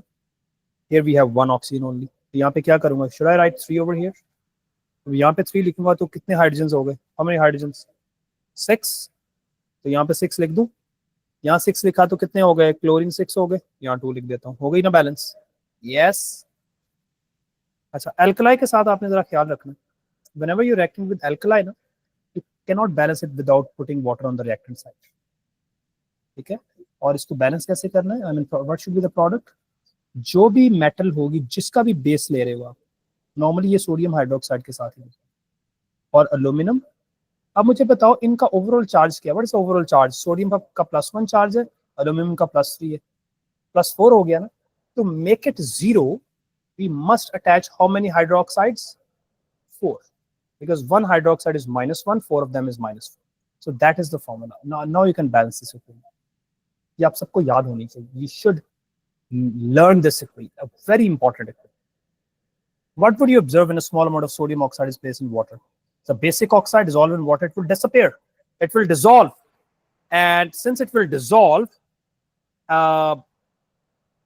what would you observe? It would dissolve. I mean, वैसे नॉर्मली इसकी ऑब्जर्वेशन में थोड़ा सा एक्सोथर्मिक रिएक्शन होता है. Reaction the beaker whatever the container that will heat up. So एक आप लिखना, स्टेट लिखना है, solid sodium oxide will dissolve. Will make sense everyone? All right. ये भी कुछ देर पहले किया. We were referring to this SF6 or anything that whenever fluorine, selenium is a group 16 element which is similar structure to reaction to sulfur. All right. So we just consider the selenium as sulfur and we just consider this molecule. इसका क्या बताया था कल आपको, आज भी बताया, शायद आज भी बताया, कल भी बताया था. What is the possible structure of SF6? Yes, sir इसका ऑक्टाहेड्रल होता है. octahedral. सोच लें, फिर सोच लें जरा. चले मान लेता हूँ आपकी बात. What is the bond angle in octahedral structure? What is the bond angle here? 90 होता है. 90 डिग्री क्यों लिख रहा हूँ भाई मैं, 90 degree. Okay. Challenge. Let's talk about this beautiful question, everyone. The most stable oxide is sulfur dioxide, क्योंकि we just consider it as a sulfur. हमने इसको सेलेनियम पढ़ना ही नहीं है. पढ़ना तो सेलेनियम है of course, but उसने कहा behave like a sulfur. क्योंकि हमारे सिलेबस में सल्फर है तो हमने इसको we will deal it as sulfur. Gaseous sulfur dioxide react to form solid polymer as shown.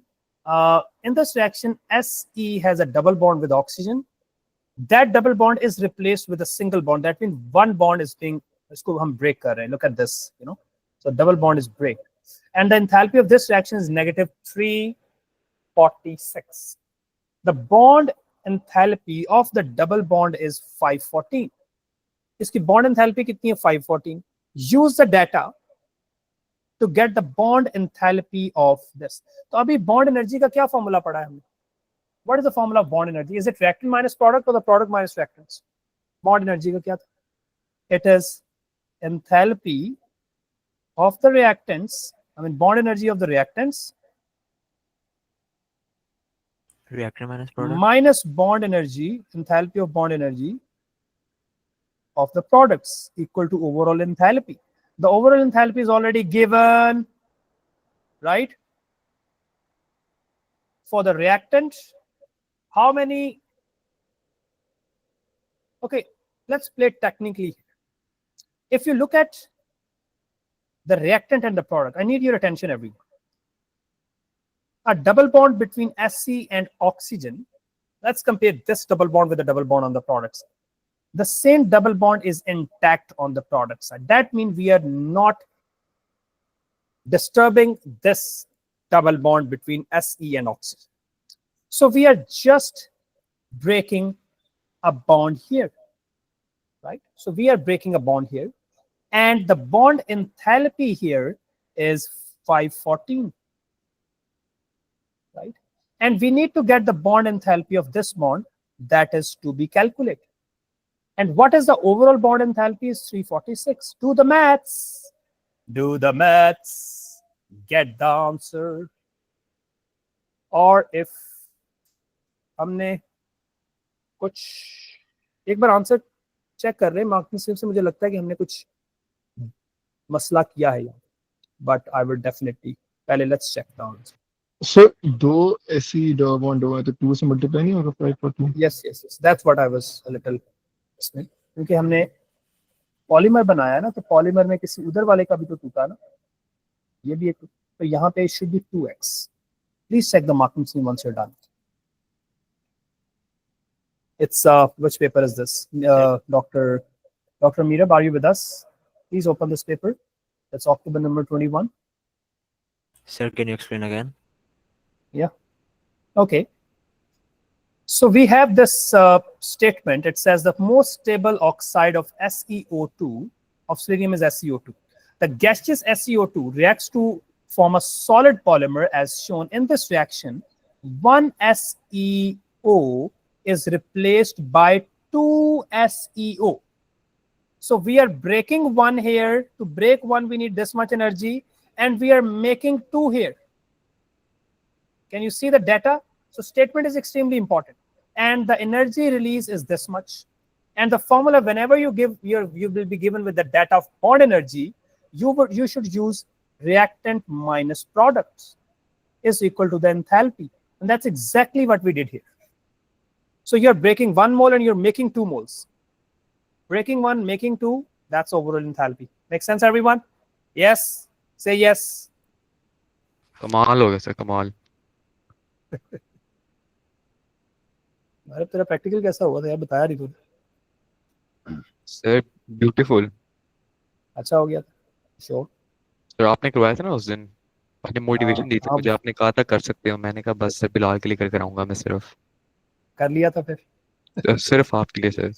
ये अहमद रहता है ना, अब इसको जरा सर जरा मुझे गाइड नहीं करवाया करेंगे। सर आपने, सर व्हाट इज दिस बेटा सर? अभी तुझे जब अकेले तुम लैब में आके करोगे ना प्रैक्टिकल, उस दिन तुम हमारा सर मजाक उड़ा रहे सर बल्कि सर मैं खिड़की से बाहर बैठ के ना आइसक्रीम खाऊंगा जैसे उसने की थी उस हो। दिन। हम बाईस बैठ के हम जरा आइसक्रीम ऑर्डर करेंगे और ये अकेला प्रैक्टिकल करेगा। सर ऑलराइट, सर लेकिन आप सर मुझे SeO2 मजा आया था at least. shows the similar reaction to SO2. So we have SeO2 which shows a very similar reaction just like SO2. तो ये दो reactions है हमारे syllabus में. It's basically inorganic chemistry. So sometime you should be able to predict the reaction of SO2 with sodium hydroxide. Why it react with sodium hydroxide, by the way? Why SO2 or SO3 reacts with sodium hydroxide? Why does it even react? क्यों react करती है? Anyone in the class? Mic is open. Please. यार बता दो ना, इतना आसान question पूछ रहा हूँ, खुदा का खौफ करो. Sodium hydroxide is excellent. Sodium excellent harmna. Sodium hydroxide is alkali. It must react with acid. Sulfur dioxide is an acidic gas because it's a non-metal oxide. तो जब सल्फर डाई करेगा ना, तो आपके पास जो आगे प्रोडक्ट प्रोड्यूस होगा, जिस तरह फॉर एग्जांपल इसका एक और भी रिएक्शन मेरे माइंड में आ रहा है, वो क्या था? चले मैं अभी इसी प्रोडक्ट लिख रहा हूँ, एक बड़ा मजे का रिएक्शन मेरे माइंड में आ रहा है. So let's we are just writing the reaction of sulphur here.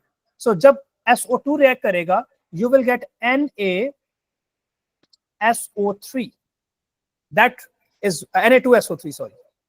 इसको कहते हैं sodium sulphite. Sodium sulphite, FITE, sodium sulphite. ये आपने O लेवल्स में भी पढ़ा था, सल्फाइट आयंस का test. But when you treat sulfur tri with sodium hydroxide, you will get sodium sulfate. That's the difference here. And of course, you have hydroxide ion. The other product should be water. That's a common both, reactions. That's a common thing. Now imagine SO2 behave exactly like SeO2. It reacts with sodium hydroxide. So what you're gonna get here, instead of sulfur, we replace the S with Se. So it should be Na2SeO3 and water. You can balance if it is not a balance. It is not a balanced equation because we have two sodiums here. Let's put two. Sodiums are balanced. Everything is balanced, right? प्यास लगी हुई है, मैं जरा पानी मंगवा लूं. सबको समझ आ गई ये बात? ये डाई और ट्राई दोनों का रिएक्शन लिखने. When it is with dye, you will get sulfite. When it is with tri, you will get sulfate. But don't forget to write the byproduct, because sometimes we get the actual product, but we never know the byproducts. Yes, Saad, please add him in the group. Sir ये दोनों reactions में water produce हो रहा है. ये दोनों में water produce हो रहा है.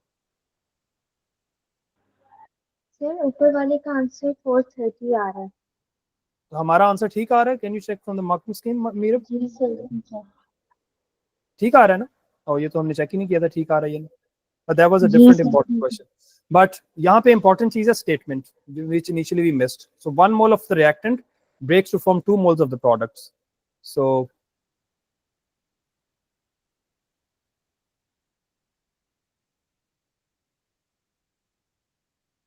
okay, done everyone? सबने कर लिया?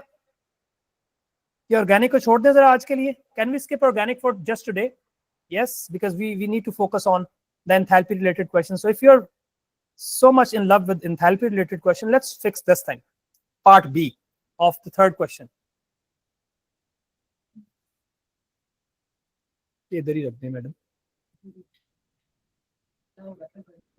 चले बस ठीक. Please check this B1 and 2, everyone. There's a 4-mark question giving you 2 minutes.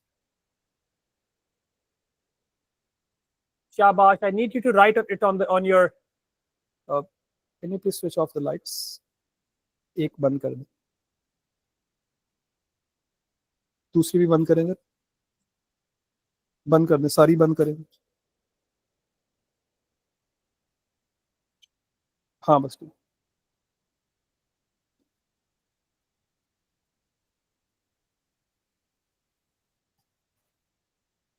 You are solving this paper with me. Just a reminder, soft reminder.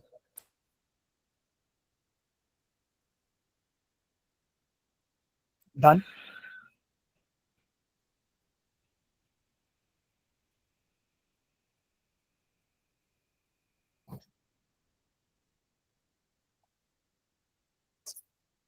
लिख लिया सबने?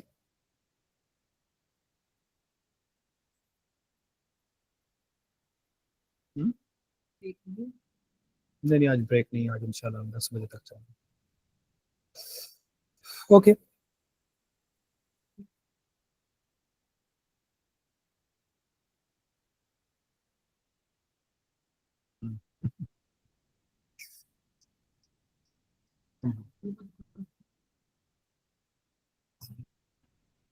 stay there. Okay, so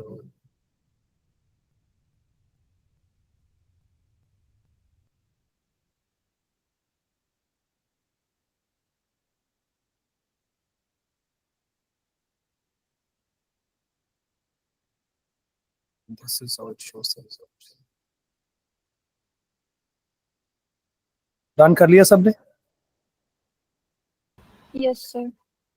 Okay, so thiophene, this अजीब सी चीज, is an organic compound found in as a contaminant in crude oil. Crude oil is a mixture of hydrocarbons. Construct the complete combustion of this thing, include the state symbol. So whenever you burn something, you will get the oxide of that thing. क्या कहा मैंने? Whenever you burn something, you will get the oxide of the same thing. So we are reacting it with oxygen. देखो हम किसको burn करें? We are burning carbon here. We are burning hydrogen here. And we are burning sulfur here. तो सबके oxide लिख लेते हैं, सबसे stable oxide by the way. Hydrogen का ऑक्साइड है वाटर और सल्फर का ऑक्साइड है sulphur di, right? So please balance the equation everyone. समझ आ गई भाई how to get to important to? Yes yes okay, let's balance this thing. Balance कैसे करें? Let's start with carbons. जितने कार्बन्स हैं उतने सेम कार्बन डाई बनेंगे, जितने हाइड्रोजन हैं उसका हाफ वाटर बनेंगे, और ऑक्सीजन को तो बैलेंस कर ही सकते हैं ना हम। कैसे करेंगे? So we have 2 oxygens here, 2 here, 2 to 4 and 8 here. So 4 and 8 are 12. Can I put 6 with oxygens? Can I? Yes. So 2 marks. So a student carries out an experiment to determine the enthalpy change of combustion. Iski enthalpy change of combustion find करिए. What is meant by the instant enthalpy change of combustion? For again 2 marks. Yes. Okay. What? I didn't hear you, please. Can you please? State symbols. Oh, state symbols भी हैं नहीं। So ये जो oxides हैं, carbon dioxide oxide is gas, hydrogen का oxide is the only unique oxide which is liquid here. State symbol हम लिखते कैसे? How do we know whether something is gas, liquid और solid? You just imagine that substance at room temperature and pressure.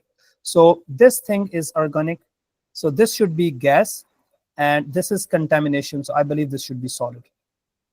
और ओ बल्कि liquid लिखा हुआ है, harden. It is mentioned as liquid here. Okay, right? So what is enthalpy change of combustion? The enthalpy change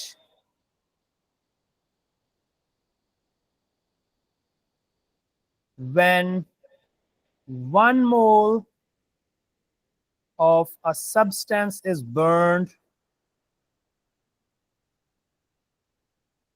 in excess of oxygen to form, Saad, are you with us? To form the products, right? Or to form whatever the products. Okay, another calculation based, your favorite question. It's Mirab's favorite question. फाकिया को तो calculation के questions वैसे बहुत पसंद है। फाकिया तो कह रही कल 60 मार्क्स में वैसे 45 मार्क्स कैलकुलेशंस के आ जाएं, right Maham? Maham just loves enthalpy related questions. So if you are so much in love with enthalpy related questions, everyone, please do this question part 3 and 4, giving you 1 minute to solve and then we'll discuss. Shabash, everyone.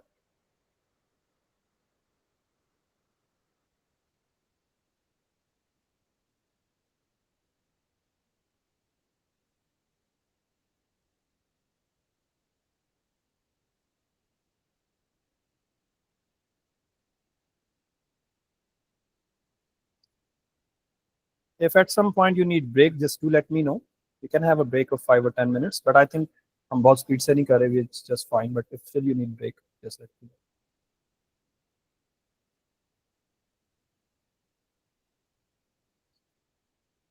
Time is up for this part 1. The student uses the following apparatus. Now listen. So this is the fuel that we are burning. That's the amount of water, the copper container, and the thermometer, which will measure the difference of, the mass of the water is 200 in the copper container. The initial temperature is this final. So let's find the change in temperature. What's the difference in temperature? 37.5 minus. Mira, what's the difference in temperature? Meera आराम से बैठी हुई, sir Meera कौन सा काम 19 आ रहा है। मीरा खुदा का खौफ कर लो, 19 ही आ रहा है, ठीक है। ठीक है भाई, ठीक है, अब क्या करें। So calculate the heat energy in joule. Okay, assume 4.81 joule. That's the, no heat is lost. So what formula do we use here? We will use Q is mc delta T. So mass is already given, that is 200. What is C? C is 4.18. And what is T? It's 19, right? 19. So what will you get here? Please do the maths. Shabash.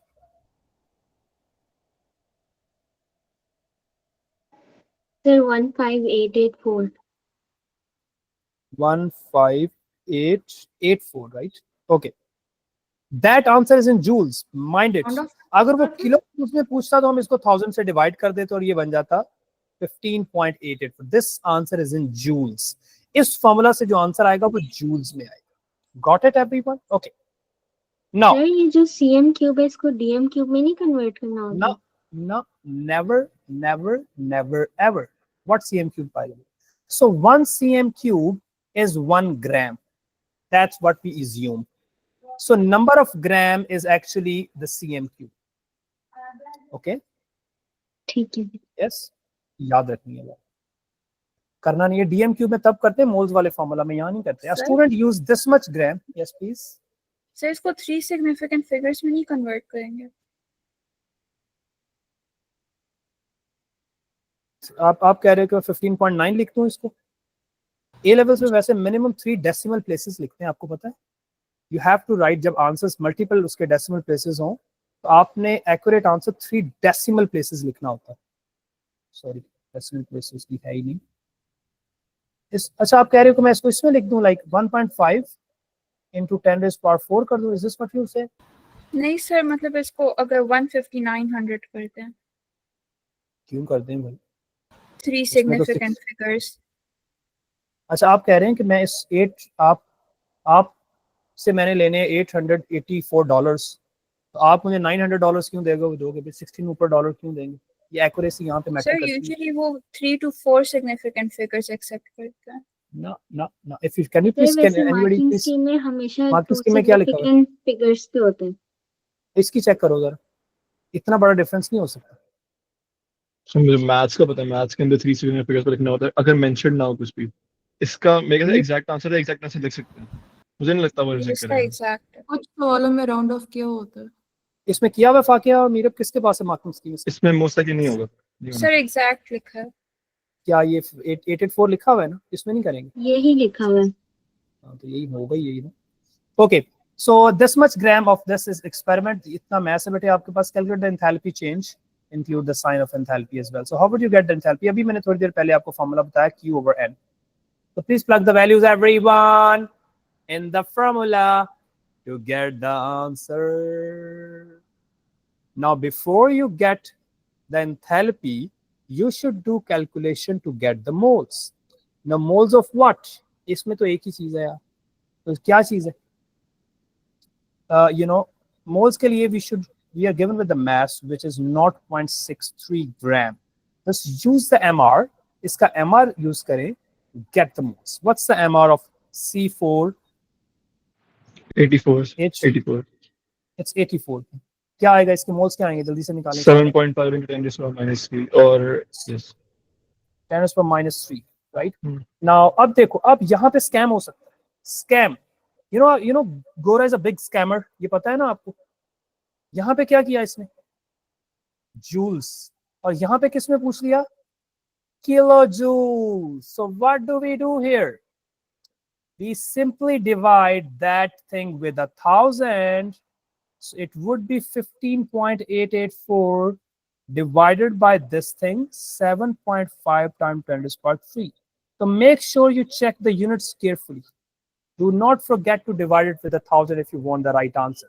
And since it's a combustion, so combustion is endo or exo? Please tell me if it's endo or exo. It's exo. So whatever the answer, please write the answer.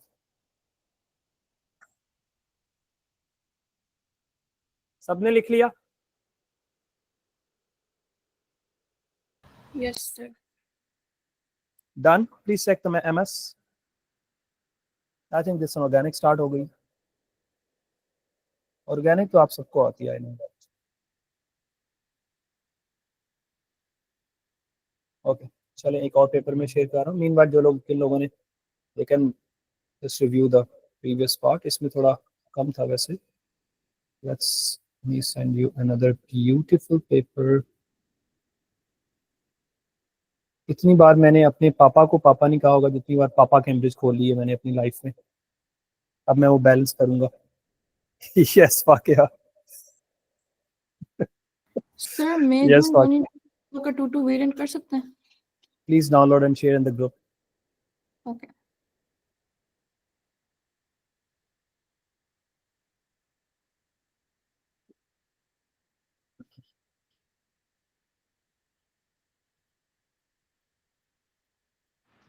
Sir organic करनी है sir. Organic कल का plan इंशाल्लाह inorganic और organic का ही tomorrow इंशाल्लाह. Okay sir, thank you sir. तो अगर आपको 7:30 का लिंक नहीं मिलेगा तो आपने मुझे रिमाइंडर दिया. आज तो मुझे अचानक ही याद आया 8:30 पे आप लोगों की क्लास. नहीं सर, सर आप कहना चाह रहे हैं आप हमें भूल गए थे सर. ठीक सर, है. आप कह यार रहे मैं हैं भूल important सकता नहीं है हूँ लेकिन sir. I don't know how I just slip my mind. I don't know. ये उसने जो अहमद उस दिन अहमद ने जो हमारे साथ किया है वो भूलना ही बनता था यार. देखो बाहर से हमें सर देख के मगर चला मैं गया. तो मेरे को भी आपके लिए उठ के सुबह सुबह आया था. मेरा तो नहीं बनता था. ये देखिए ना आप. सर फिर आपने देखें, दिल तोड़ दिया सर आपने मेरा. सर देखें 3-3 का एग्जाम हो रहा था और मेरे पास ऑप्शन थी, तो प्रैक्टिकल करूँ या तो आइसक्रीम खाऊं. तो आप क्या चूज करते सर? आपने अच्छा डिसीजन लिया. अब हमारी नहीं बारी नहीं है डिसीजन लेने की सर, इंशाल्लाह. सर फाकिया डिड ये यू सेंड द पेपर बेटे? Have you send the paper Fakia? जी सर. चलें, please everyone open this paper in your devices. Is this the one on the top? This one?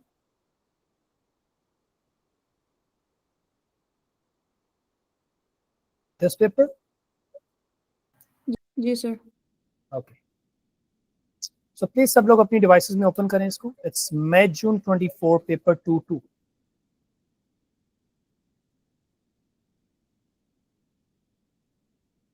Okay, let's target the entire physical chemistry and inorganic as well. Okay. तो जल्दी से हम इसको solve करते हैं. Okay. So complete the table. Complete the table. Hurry up, everyone. Complete the table. And then I will help you to solve this question. Complete the table. State and explain the difference. Kar liya complete table?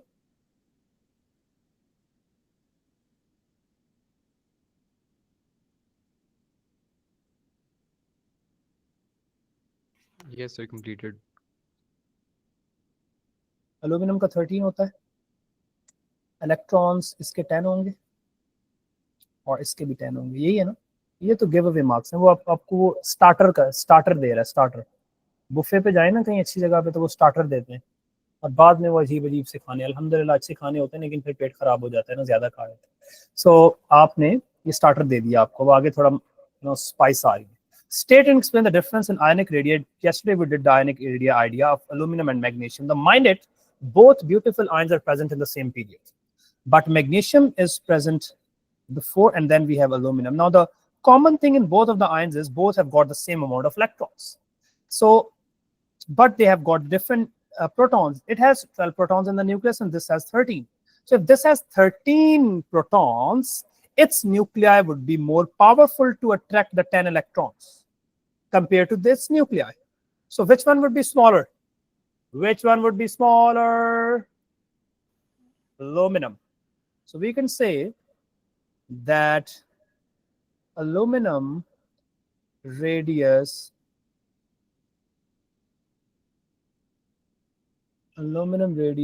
is smaller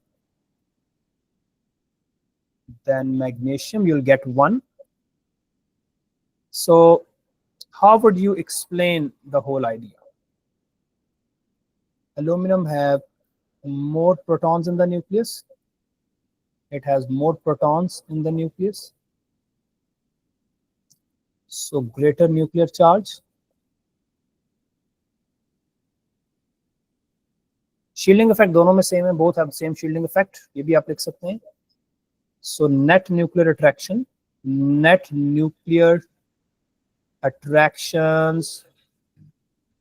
in aluminum 3 plus as greater than as compared to magnesium 2 plus. Please write this. So 3 sentences for 3 marks everyone. सबने लिख लिया? Yes. Done everybody? Yes, sir. Yeah. अच्छा, ये तो मैं जब when you people were in O levels, I'm sure मारवा को याद है कि ये सोडियम में या किसी भी मेटल में जो बॉन्डिंग होती थी ना, वो तो हम आंखें बंद करके तो नहीं बनाएंगे, खैर आंखें खुली रखेंगे, लेकिन बनाएंगे ऐसे कि आपने अंडे बनाने हैं. पहली हमें ट्रेडिशनल ये है कि आप 4 अंडे बनाते हो और try to make it of same size. Second layer पहले अंडों के नीचे बनाओगे, उनके गैप्स के नीचे. देखो मैं उनके गैप्स के नीचे बना रहा हूँ, राइट? उनके गैप्स के नीचे बनाएंगे.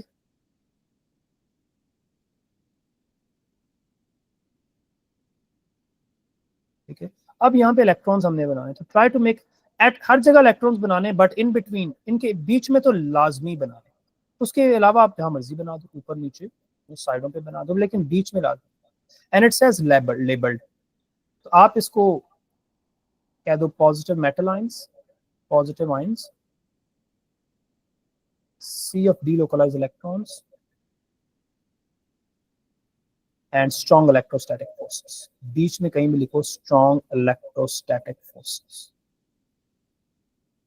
Make sense, everyone? All right. Okay. So figure 1.1 shows the variation at the melting point of period 3. So as you go across, and the standard states at room temperature and pressure. So this is the melting point of the period 3 element. Now I think we have to complete this. Don't have to complete this. Let's just complete कर लेते हैं ना, वो पूछ भी सकता है आगे. So this is for sodium, and this is for magnesium, and this is for aluminum. Now there was a question. I saw a question, a very old paper, and it's a very valid question, by the way. If sodium is a metal, magnesium is a little better metal than that, and aluminum is a little better than magnesium. So if the difference, listen the statement of the question, everyone. I'm sure you're with me and you're not tired. Yes? Yes. Say yes, everyone. Oh, yes, sir. Yes. Sir, I Yeah. am fine, sir. अरे बिल्कुल नहीं थका हुआ. Okay. Question was, if all, मैं पहले 3 को target करूं, just looking at sodium, magnesium, and aluminum. If magnesium is better than sodium, of course, you can see the hike in the melting point of sodium and magnesium. Can you see the difference? If, magnesium is better metal than sodium, then the difference in the melting point is this much. You can see the difference. Why there is no difference or negligible amount of difference between these two? What is the answer? What is your answer? So Maham says aluminum is very small. So let me read the Maham's answer. Maham says it's very small, so greater valence electron, closer, so repel more. Then what does it have to do with the melting point? Maham, I think you know the logic something, but how would you connect with the melting point of the aluminum? इसमें सुननी है आप सबने बात, either आपको हजम होगी या नहीं, आपने यही लिखनी. आपने लिखना है, आपने ये बताना है कि the magnitude of the metallic strength, of the difference of metallic strength, the magnitude of the difference in the metallic strength between sodium and magnesium is greater. जितना difference metallic strength का सोडियम और magnesium का है, magnesium और aluminium का उससे बहुत कम है. You will get 1 or 2. ठीक है, समझ आ गई? Because as you go across, electronegativity कम हो रही है ना, so aluminum जो है वो थोड़ी सी electronegativity की वैल्यू भी कम है. That's why aluminum make covalent bond with chlorine, while sodium and magnesium form ionic. So the difference, the magnitude of the metallic strength between magnesium and sodium is greater as compared to the magnitude of metallic strength between magnesium and aluminum, which is lesser. बस इतना आपने याद रखना. आगे चलें. This is for silicon. It has giant. This is for phosphorus, for sulfur, and for chlorine. ऐसे ही है? सही बनाया मैंने? Yes. Now, why does sulfur has high melting point than chlorine and than phosphorus? Please, everyone. Spin So, rate. Why does? Because sulfur exists as S8, so it has a greater number of electrons per molecule. Phosphorus exists as P4, lesser number of electrons per molecule. So if it has a lesser number of electron, it would have a weaker ID forces. Lesser. Chlorine exists as simple Cl2, so it has the least amount of electrons, right? State and explain why silicon has high. So why silicon has high for 1 mark? It is a macromolecule. ये पिछले paper में भी था. With a giant covalent structure,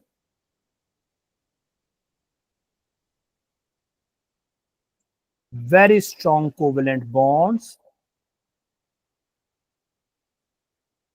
यहाँ पे covalent bonds लिखना है, intermolecular यहाँ पे avoid करनी, क्योंकि there is no molecule, just bonds है. Silicon में सिर्फ bonds होते हैं. So very strong covalent bonds, huge amount of energy. The last sentence should be about me. Although it's a 1 mark, you should give the full information. Two period 3 elements react with excess of oxygen at room temperature and pressure. Complete the table 1.1. Period 3 element are sodium and sulfur. All right, one is metal, other one is non-metal. This is a solid. We know sulfur. What is the physical state of sulfur, by the way? Sulfur क्या होता है room temperature? किसको याद? Yes, he's not Solid. asking for sulfur dye. और अगर वो sulphur का पूछता ना, अगर वो सिर्फ सल्फर का पूछता तो ये सॉलिड होता. सल्फर पाउडर होता है रूम टेम्परेचर. बट ये क्या पूछ रहे हैं? Oxide. State of the oxide. Oxide. So sodium oxide, metal oxide are always solid, but sulfur oxide, sulfur dioxide, di or trioxide, they are the gases. So this should be solid. This must be gas. Approximate pH of the solution. So what is the solution's pH when you add sodium oxide? Approximate pH of the solution made when oxide. So sodium is group 1 metal oxide forms strongly alkaline solution. You will get NaOH. We know group 1 metal oxide is strongly alkaline. So it should be strongly alkaline. So we can write approximate pH should be 12 or 13. Okay, 13 लिख दो. Strongly alkaline होता है. और sulfur का क्या बनाएगा? Sulfur dye या sulfur tri. If it is sulfur tri, it must react with water to form sulfuric acid. And we know it's a king of chemicals with a pH of very less amount of pH. 1 लिख दो. 2 marks. Done. Yes. The solutions made in column 3 of table 1.2 are mixed together. देखो scam करेगा हमारे साथ. भाई mix कर दो ना. One is acid, other one is alkali. So what type of reaction would that be?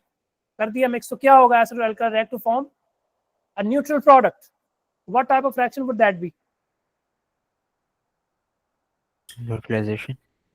Yep. Write an equation to describe the reaction between P4O10. I'm so sorry, Fakia, I couldn't send you the notes. मैं अभी send कर रहा हूँ right after this question. Group में भेज रहा हूँ. Inorganic chemistry के उससे अच्छे notes हो ही नहीं सकते. आपने प्लीज अपने प्रिंट करवा के उसको आज ही प्रिंट करवाना है. If you have the printer, नहीं है तो कल सुबह पहला काम आपने इनऑर्गेनिक के वो नोट्स प्रिंट करने हैं. वो नोट्स प्रिंट एक बार पढ़ोगे आपको सारे रिएक्शंस याद होंगे. मैं आपको बता रहा हूँ. So P4O10 reacts with. अगर मैं नहीं कोई रिप्लाई कर रहा होता तो बार बार मैसेज किया करो. अब मैं अगर आपको अपनी चैट दिखाऊं ना, तो क्योंकि आजकल एग्जाम्स है ना, all IGCSE O levels, all the schools and everything.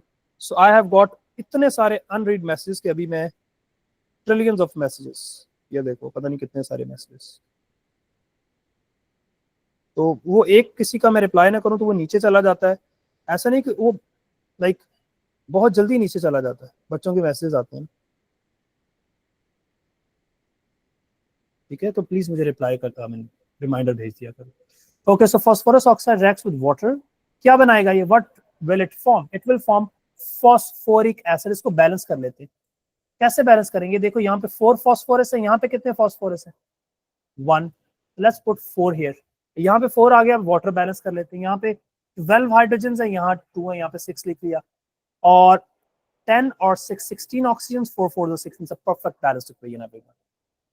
या ओके, थैंक यू। एम्फोटेरिक हम कर चुके हैं, ये इक्वेशन लिखे for 1 mark, write the equation, शाबाश।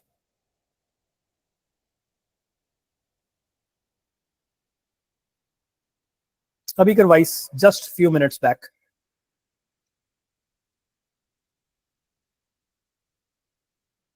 यस यस, फुल ऑर्गेनिक में अभी भेज रहा हूँ, आप ये क्वेश्चन कंप्लीट करें, please check the notes in WhatsApp group. ये प्रॉब्लम्स वाले भी देख लें, और इनको भी भेज रहा हूँ। ओहो, क्या हो गया है ये, क्यों हो। Saad, your friend is in because today's meeting was open. I'm sure he's in.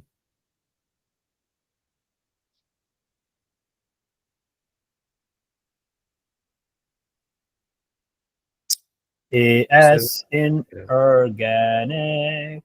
Where is AS? So please let me know the chapters of it. It's periodicity, it's group 2, it's halogens, it's nitrogen and sulfur.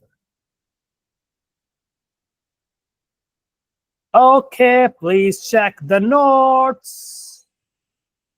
Check the notes, everyone. Okay. क्या वही आएगा इसका? It's very similar to aluminum oxide. जिस तरह aluminum oxide था, उसी तरह aluminum hydroxide है. So sodium hydroxide reacts with aluminum. No, aluminum oxide and hydroxide, they are not normal people. They're abnormal people because they react with both. तो क्या बनेगा? You will get NaAlOH4. It's already a balanced equation because we have 1 OH here, 3 OH here, and NaAl. That's it. Come on. Okay. Number 2. Done with question 1, everyone? Yes. सबने कर लिया? क्या मेरे साथ साथ पेपर कर रहे हैं आप लोग? I assume आप सब मेरे साथ कर रहे हैं. Separate samples of sodium carbonate and sodium hydrogen carbonate reacts with HCl. Okay. So to produce the same products. Okay, that's called enthalpy of, so we have sodium carbonate, it reacts with HCl, and the enthalpy change of this reaction is the delta H1, which is unknown. Okay, and then in the second reaction, sodium hydrogen carbonate reacts with HCl, 1 mole of HCl to form 1 mole of NaCl and water, and you will get, you need to give 27.2 kilojoules of energy. Complete the reaction pathway for reaction 2. Reaction 2 is endo. We do this. You get NaCl here, and you will write water here, and also carbon dioxide. And this is your, it says label the diagram to show the enthalpy and activation energy. Arrow always must go up. Enthalpy, you can write the amount of enthalpy as well. And activation always touches the peak. So your activation, that is your activation, right? No matter what, if the reaction doesn't matter if the reaction is endothermic or exothermic. Activation energy is always endothermic. Activation energy is always what? It's always endothermic, no matter if the reaction is endo or exo, because always energy required. Okay, what exactly is this thing? So look at the statement, everyone. The value of delta H1 is determined by the experiment using the following method. 50 cm cube of 2 mole per decimeter cube of HCl is added to a cup, an insulating cup, right? So let's make the story. You had this polystyrene cup, you put 50 cm cube into it, you added HCl, whose volume was 50 and concentration is 200 mole per deciliter. That's the volume and that's the concentration, right? Initial temperature recorded using thermometer was 19.6 degrees. Now you added a metal carbonate into it, 0.4 gram. You added metal carbonate, which is sodium carbonate.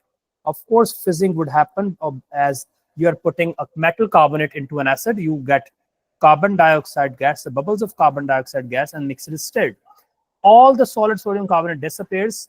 That means if all of the sodium carbonate disappears, that means HCl is still in excess, and color solution is produced.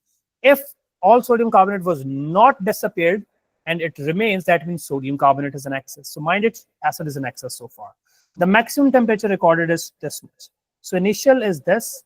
So we subtract the initial from the final temperature. So you can just get the delta T. Describe one other observation. Wait, what? I mean, other than the temperature, what is the other observation? I mean, shows the reaction is complete. Oh my God. Describe one other observation which shows the reaction is So when complete. gas stops forming? Yep. I mean, if the reaction is happening, you keep getting carbon dioxide. If the reaction is not happening, you won't get any fizzing, any effervescence.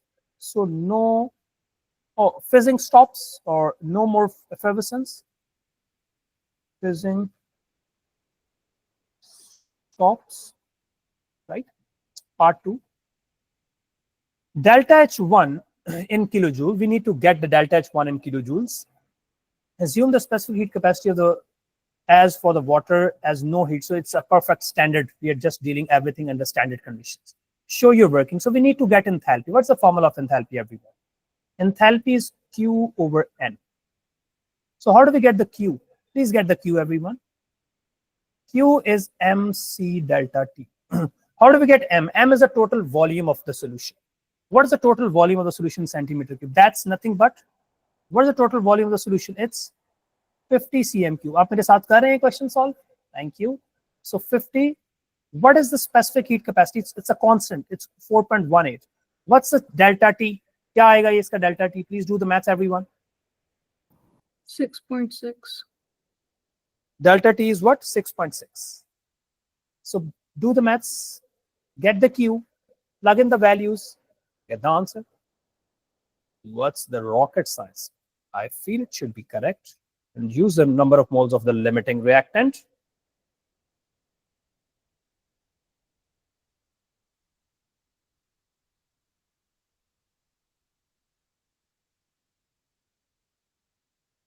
Yes, what's the Q here?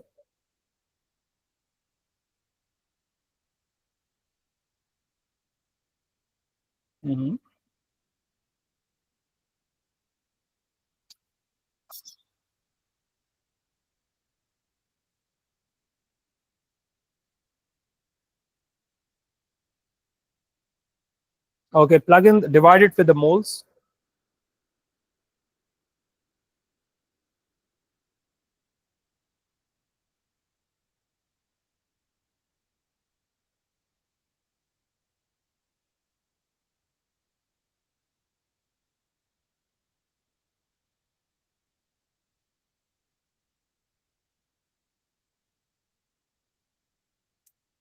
Please इसको complete करिए तो बिल्कुल वैसे ही जिस तरह पहले किया था हमने. फाकिया डन, सबने कर लिया? Abdul, Yes, sir. please check the answer from the MS. Shavez, Saad, Rawaha, Momina, Arib, Ahmed. Please इसको करें कंप्लीट सब लोग.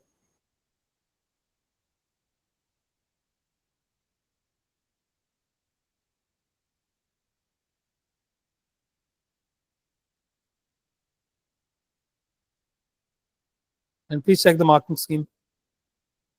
What is the moles? ये क्या आंसर आया इसका? Please let me know. क्योंकि रिकॉर्ड हो रही है तो हमने इसको लिखना है ना साथ साथ. What's the answer, Meera, of Q? बता दो यार. 1379.4. अब नंबर ऑफ मोल्स क्या है लिमिटिंग रिएक्टेंट के? 0.1.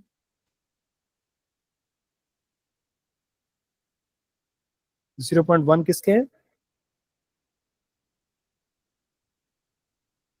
लिमिटिंग रिएक्टेंट है क्या? सर 1 मिनट सबर.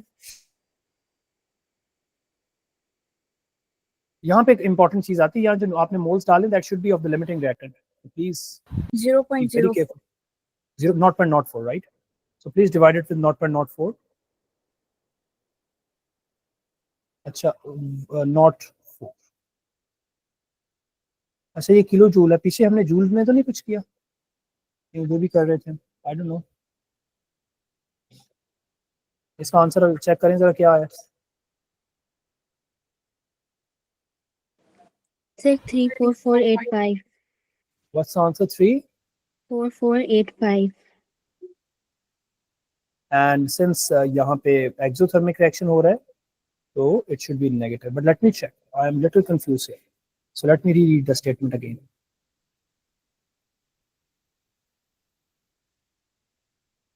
Sir, marking scheme में they're dividing it by 1,000. They're dividing it with 1,000, right? That's what I was looking ji. for. ये ढूंढने Answer देना. 35 आ रहा है.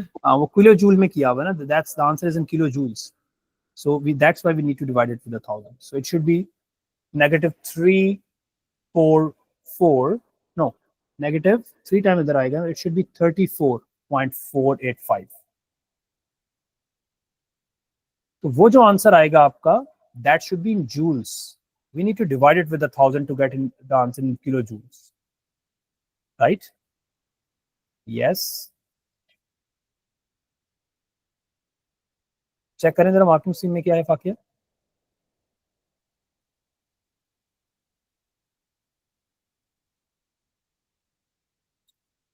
डन. Marking scheme में 34.5 ही लिखा हुआ है. हमारा क्या है, तो ठीक ही है. Part 3, everyone. Thermal decomposition of sodium hydrogen carbonate is heated. The thermal decomposition occurs when it is heated. Now the reaction 3 is this one. Calculate the enthalpy change of third reaction. So we know the enthalpy of 2 of them using the data. So let me just write other 2 equations here. In the first equation, we are just putting it in acid. Sodium carbonate is treated in acid to get sodium chloride and water and H2O. Okay. And then sodium hydrogen carbonate. In the second reaction, sodium hydrogen carbonate reacts with HCl to form the similar products. In the second, if you look at the second equation, everyone, the sodium hydrogen carbonate is reacting with the same reactant to produce the same type of the products. You get this? So here is the catch. We can draw a triangle here. Sodium hydrogen carbonate can form the same products. And in the third reaction, the same sodium hydrogen carbonate can form the sodium carbonate as well. Right? So we can balance. First, let's balance that all 3 sides. All 3 sides should be balanced. So we need to put 2 over here. And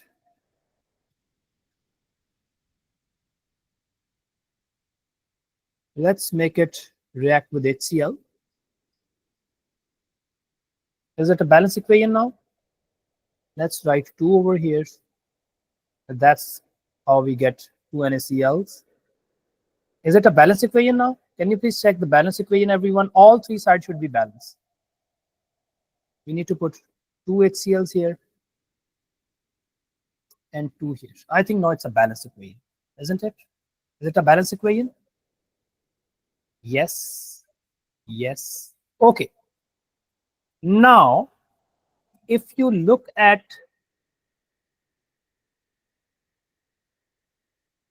this reactant. Sir आप एक बार दोबारा समझा सकते हैं ये cycle कैसे बना? Cycle कैसे बनाया? तो साइकिल तो डाटा से बनाया ना मैंने आपको कहा कि initially this was the equation, that was the equation, this was the equation 1, this is equation 1. In equation 2, now equation 1 have these products, NaCl, water and carbon dioxide, right?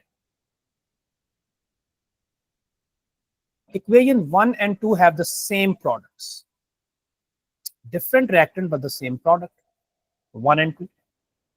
Equation 3 also have something in common.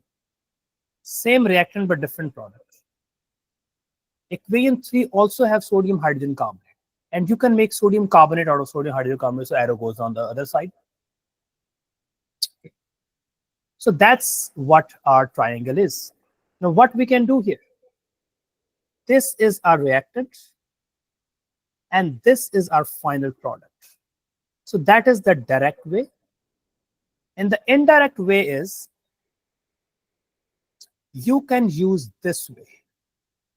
I mean, directly you can convert sodium carbonate, make it react with HCl, you get sodium chloride, water and carbon dioxide. Or else you can convert sodium carbonate into sodium hydrogen carbonate first and then put it in HCl to get sodium chloride and water. Now, whatever, this is the enthalpy change of first reaction. This is enthalpy change of first reaction. So enthalpy change of first reaction must be equal to enthalpy. Let's label this as, this is our second reaction and this was our third reaction. So enthalpy change of first reaction is equal to the enthalpy change of other two reactions. Am I right? But the problem with enthalpy change of the third reaction is, this is third reaction. The arrow is going in this direction, but our final arrow is going in the opposite direction. So we need to reverse the sign of the third enthalpy. Did you get the point? So according to, yes, we have to. So sodium hydrogen carbonate इस direction में जा रहा है, लेकिन हमारा overall arrow उसके opposite जा रहा है. इसका मतलब we have to reverse the sign as well. We have to reverse the signs. So let's reverse.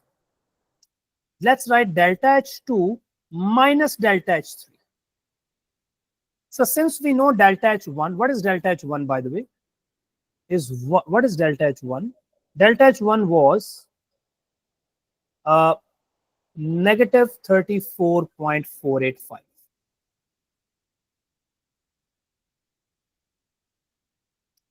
What is delta H2? It's 27.2.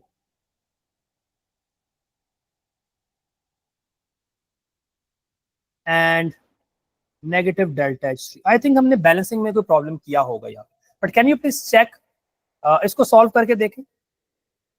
Balancing में हमने प्रॉब्लम किया होगा वैसे, क्योंकि यहाँ पे सोडियम हाइड्रोजन कार्बोनेट कितने ले रहे हैं हम, 2, एंड जो रिएक्शन इक्वेशन 2 है उसमें कितने सोडियम हाइड्रोजन कार्बोनेट है, 1. तो ये जो एंथैल्पी है ना 22.2, that is for 1 sodium hydrogen carbonate. In our triangle, how many sodium hydrogen carbonate are we using here? We are using 2 sodium hydrogen carbonate. So we must multiply with this 2 as well. हमें इसको 2 से multiply करना पड़ेगा. और यहाँ पे उसने already 2 लिए हैं, तो इसका मतलब now we can do the maths to get, I assume it should be correct.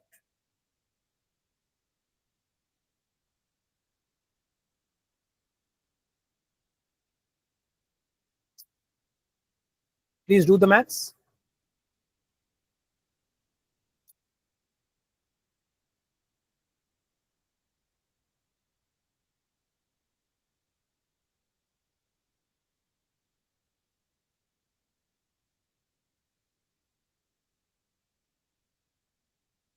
Check the MS mirror.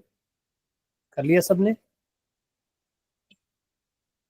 Sir ठीक आ रहा है, 88 minus 88.9.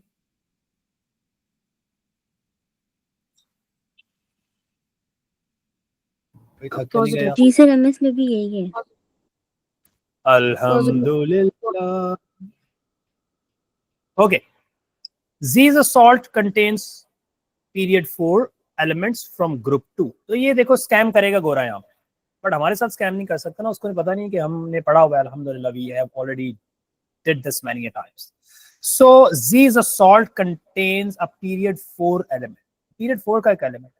When heated from ground gas. What gas is ground gas? It's nothing but nitrogen dioxide. तो मुझे बताओ किस में से नाइट्रोजन डाइऑक्साइड निकलती है? Which element releases nitrogen dioxide? Z is a salt contains a period 4 element from group 2. तो group 2 के देखो, ग्रुप 2 स्टार्ट होता है बेरिलियम से, मैग्नीशियम एंड कैल्शियम. तो ग्रुप 2 का पहला एलिमेंट पीरियड 2 में होता है ये पीरियड 3 है, period 4 is calcium, group 2 and period 3 is calcium. और ब्राउन गैस, कैल्शियम से कैसे ब्राउन गैस निकाल दूं भाई? How can I remove brown gas from calcium? तो कैल्शियम तो नहीं होगा ना, क्या होगा फिर? ये कैल्शियम नाइट्रेट। देखो स्कैम किया उसने 2 मार्क्स के लिए आपके साथ, लेकिन आपने भी उसके साथ, you are the big scammer, आपने स्कैम उसके साथ रिवर्स खेलना है। इसमें इंडिया ने हमें अटैक किया ना, मजा ले लिया हम लोगों ने। फिर नाइट्रोजन डाई एंड ऑक्सीजन, तो हाउ डू वी बैलेंस? देखो बैलेंस एक ही तरीके से जल्दी से आपको याद होनी चाहिए। नाइट्रोजन डाई के साथ 2 लगा दो, इसके साथ हाफ लगा दो, चेक कर लो ये बैलेंस है, ये याद होनी चाहिए आपको। वहां पे एक minute important. Make sense everyone? Yes Yes, sir. Dynamic equilibrium का क्या मतलब है? For 2 marks, when the rate of the forward and backward are equal in a closed system and the concentration of both sides stays the same. Yes, Maham?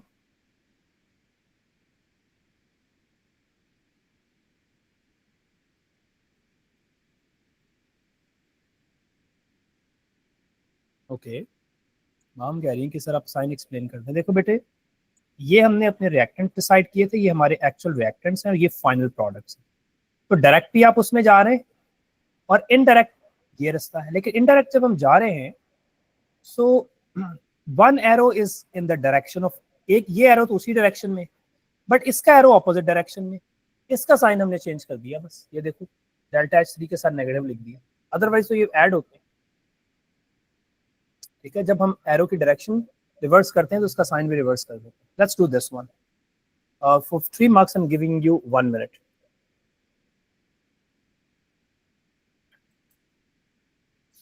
मैं भी आपके साथ solve कर रहा हूँ, आप लोग भी करें शाबाश।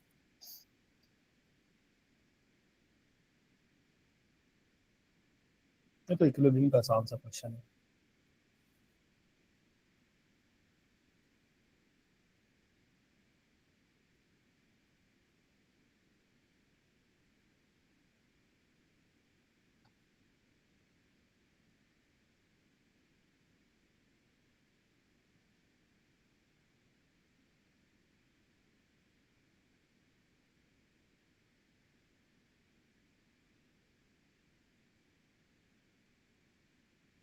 Okay, so this is the exact same thing that you people already did in your O-levels.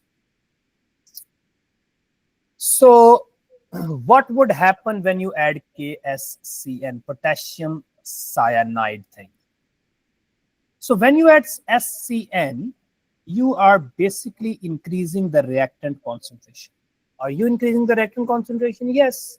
So when you are increasing the left side, I mean the concentration of the reactant, equilibrium moves to the right side.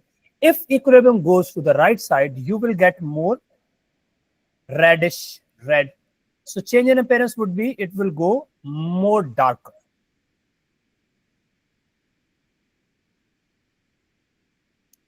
Turn more darker. Change in relative concentration. So what happens to the concentration of Fe3 ions? So if the equilibrium is going forward, the concentration of Fe3 ions must lowers, decrease. What happens to the Kc value? Now I've just mentioned that Kc is the, it says, that's important. If the reaction is, just after addition of, KSCN, it goes forward. When it goes forward, the product start rising and Kc should gone up again. It says it left to achieve the equilibrium again. So when the system is again at equilibrium, equilibrium says the concentration doesn't changes. So what if the concentration is not changing? What happens to the Kc? Yes. It remains unchanged, right? It remains the same, the constant. Okay. इसमें I think physical काफी ज़्यादा. It's a good thing about this paper. ये आ गया. चलो यहाँ तक कर लेते हैं. So let's do this question, everyone. The expression for the Kc of the reaction 4 is shown. Ks, the product of a reactor is already mentioned. This is Fe3 की concentration and this is SCN की concentration added together, allowed to reach equilibrium. at, this is the total volume, I mean concentration, moles over volume gives you the concentration of any reactant or product. Equilibrium, the concentration of product is this much. Sir एक ऊपर हमने जो हेस cycle का question किया था ना, उसमें marking scheme में आंसर 92.8 है। हमारा क्या आ रहा है, किस क्वेश्चन की हमारा बात है? 88 आ रहा था शायद। हमने यहाँ पे ये भी वैल्यू यूज की ना 34 पॉइंट। सर दो आंसर्स सर ये वाला नहीं है। अच्छा हाँ यही वाला है। इसमें हमने एग्जैक्ट वैल्यू यूज की, आपको याद होगा आपने मुझे 34.5 बताया, शायद उसने ये यूज किया। If the difference is of 1 और 2, अगर डिफरेंस बहुत बड़ा है तो फिर हम उसको दोबारा देख लेते हैं, और डिफरेंस अगर थोड़ा सा है तो that doesn't matter. Okay, alright, so it says Fe3 plus react with SCN negative in a reversible reaction to give you FeSCN2 plus. So the initial concentration of this iron is 5 into 10 is per negative 5, and SCN is the same 5 into 10 is per negative 5. If the initial concentration of both of them is thus, the product should be 0. They are added together, allowed to reach equilibrium. At equilibrium, you have this much of the product. Now, how do products are formed? The products are formed when the reactant reacts together. If the reactants are reacting together, their concentration must decrease. But before we deal with the concentration, how much concentration of this and how much concentration of this has gone down to make this much of the product? Let's get the moles of both of them. Moles is C into V. We know both C and V that are given. C is 10 into 5 into 10 to the minus 5, and V is 25 cm cube. So we can simply make it 0.025. Please get the moles of this thing, everyone, of both of them.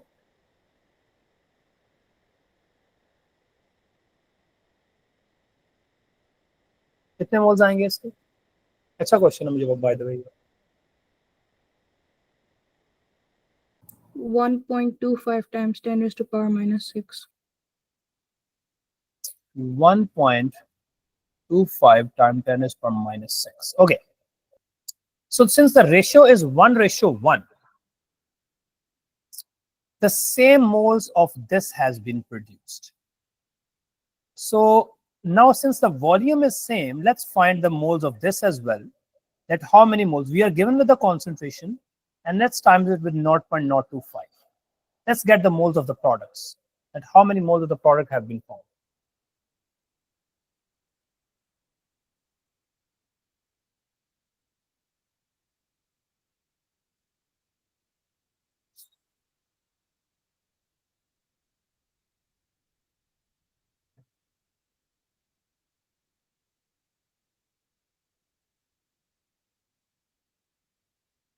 Yes, please, what are the value of the moles of the products?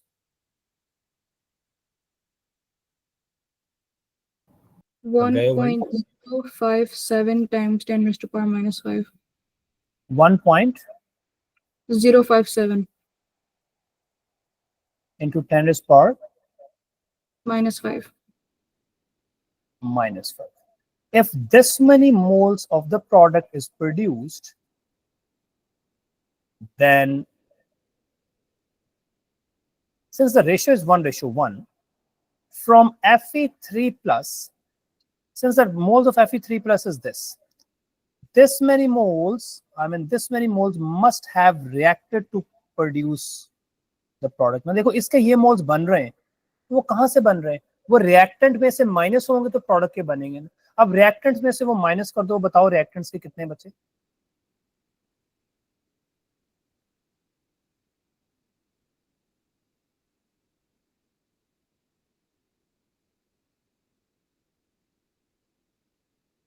शाबाश।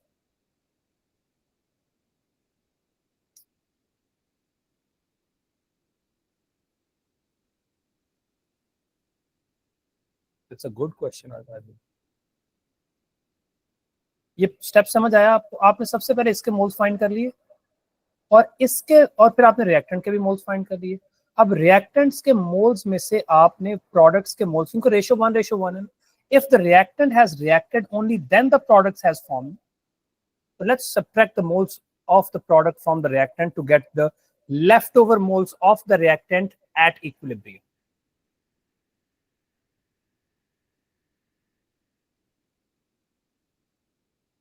Yes, बता दो यार। 9.325 times 10 raised to power minus 6. 10 raised to power minus 6. Now these are the, now since the both of the reactant, they have the same ratio, so their moles should have been, must have been same. Now since the moles of both reactants are similar, मैं इसको raise कर रहा हूँ। Okay, अब मेरे पास moles आ गए दोनों के। Let's divide them with the total volume, which is 25. 0.025 to get the concentration at, इसकी concentration find करें हम सब लोग। ये reactants की concentration find करें। अब leftover moles निकाले, volume तो same है। So let's get the moles at the equilibrium, at the concentration at equilibrium.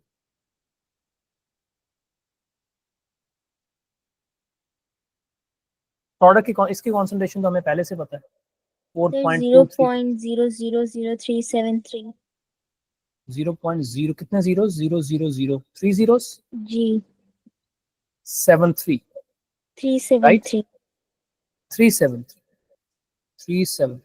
This is the concentration of Fe3 ions at equilibrium and this is the concentration of, ये दोनों की same है।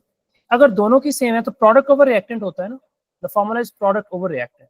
So product की concentration है 4.23 into 10 raised to power minus 4 and reactant concentration is 0.00, इसको भी वैसी form में लिख लेते हैं ना, standard 3.73 time 10 raised to power 3 and 4 time 10 raised to power minus 4 whole square. Square क्यों लिया? क्योंकि दो रिएक्टेंट है, दोनों की सेम concentration है। Do the maths, you'll get Kc and check it with the MS and ask if you didn't understood initially.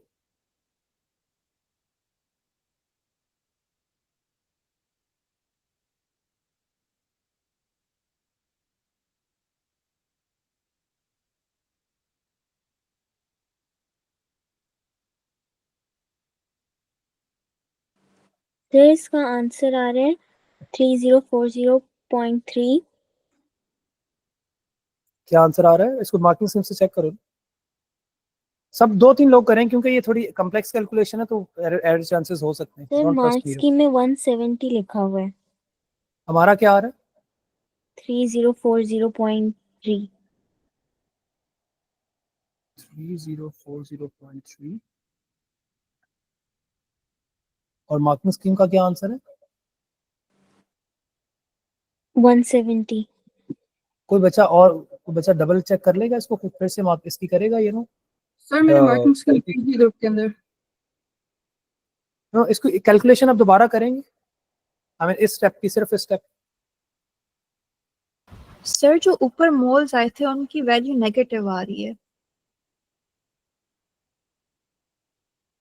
कौन से मोल्स की वैल्यू? ये जो मैं कर दूंगा। 9.3 है ये नेगेटिव है। ये -6 लिया ना हमने। सर इस पूरी वैल्यू की के साथ नेगेटिव का साइन लगा हुआ है। ये नहीं आ सकता ना, ये 10 raised to power 6 है, ये 10 raised to power 5 है। सर तो 5 इज ग्रेटर देन 6 तो उसके साथ नेगेटिव लगा हुआ है। यहाँ पे नेगेटिव error में क्या तो होगा? -5 लेकिन बड़ा ये होता है नेगेटिव में वैल्यू नहीं हो सकती ना। नेगेटिव रिएक्टेंट, इसका मतलब रिएक्टेंट सारे कंज्यूम हो गए, उसके बाद भी कंज्यूम हो गए। यहाँ पे कुछ एरर किया। Okay, let me double check, let me try this. अब जल्दी करेंगे इसको, ओके टाइम बहुत लग गया इसमें। सबसे पहले आप इसके मोल्स निकालें जरा। इसके मोल्स निकालिए आपने। प्रोडक्ट के क्या क्या मोल्स आए? जल्दी से 2-3 बच्चे करेंगे, मुझे बताते जाएं, मैं खुद भी करता हूँ ट्राई। खुद से करेंगे शाबाश। जो प्रोडक्ट कॉन्सेंट्रेशन दी हुई उसके मोल्स निकालें। 3.423 टाइम्स 0.025। मैं बस आपको बता, Sir, इसके मोल्स आए हैं 1.12 1.12 तो नहीं आ रहे, into 10 to the power of -5. 1.057 आ रहे हैं मेरे पास। जी सर यही है। ये इसके मोल्स आ गए ना। अब इनके भी मोल्स निकालते हैं। इनके मोल्स थे 5 इंटू 10⁻⁻5 मल्टीप्लाई बाय 0.025। ये बेटा कॉन्सेंट्रेशन है और ये वॉल्यूम है। मैं इसके मोल्स, इनिशियल मोल्स निकाल रहा हूँ। So let's get the initial moles which is 5.5 times 0.025। सो ये आ गए बेटा इसके इनिशियल मोल्स 1.25 टाइम 10⁻⁻6 और इसके मोल्स आ गए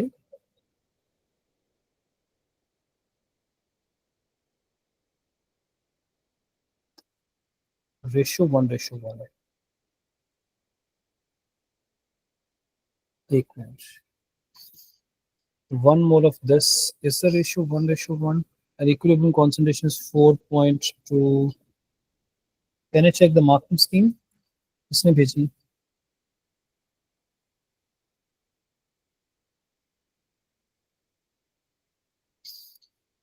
So says initial concentration of Fe2 ions. From where did he get this initial concentration? Question में given है कहीं?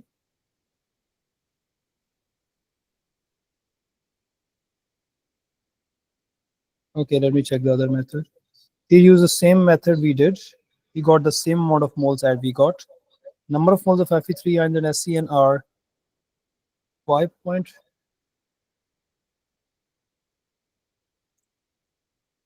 Number of moles of Fe3 ions. So this is the concentration, and we subtract this moles. That's the concentration, mole per decimeter cube. Sir And आप we moles subtract. को volume से multiply कर रहे थे, उनको divide करना। कुछ ऐसे ही गड़बड़ की है हमने। तुम किया हमने। एक minute.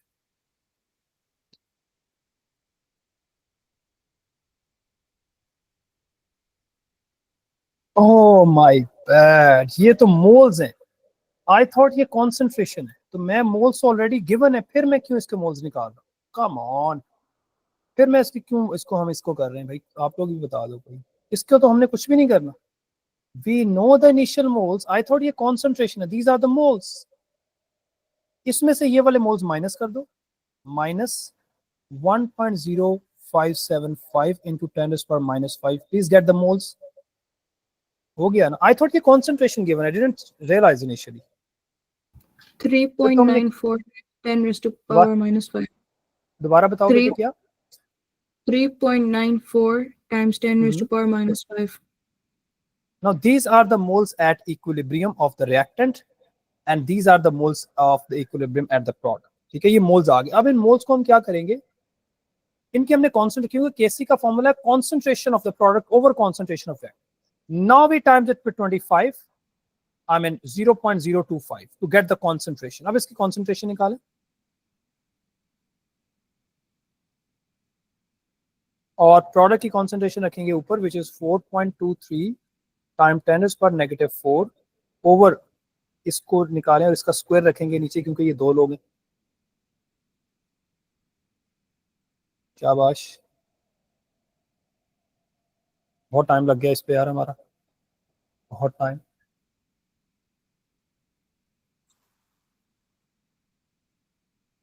Kind of, but we will complete इंशाल्लाह दिस वन साथ।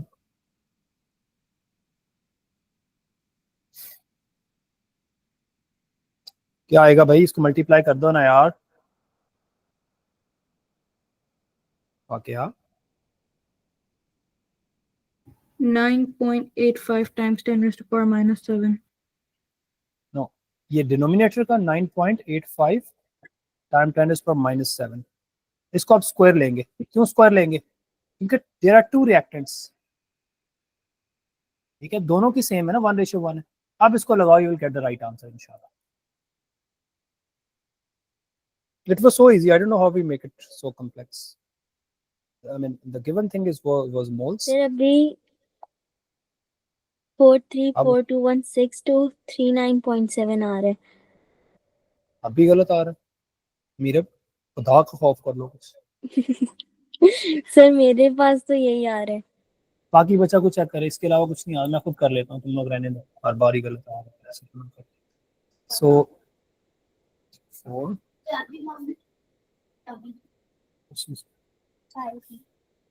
ऊपर ही है उसके अंदर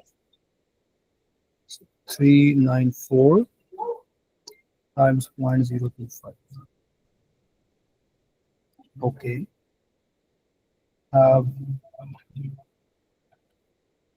इसको को बच्चा दोबारा सॉल्व करे ना, इसके अलावा कोई पॉसिबिलिटी है नहीं इसकी।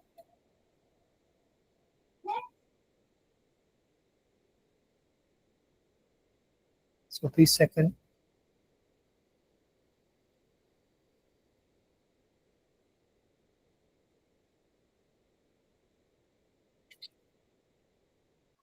मैं दोबारा Sir, what स्टेटमेंट is करूं? supposed to be the answer?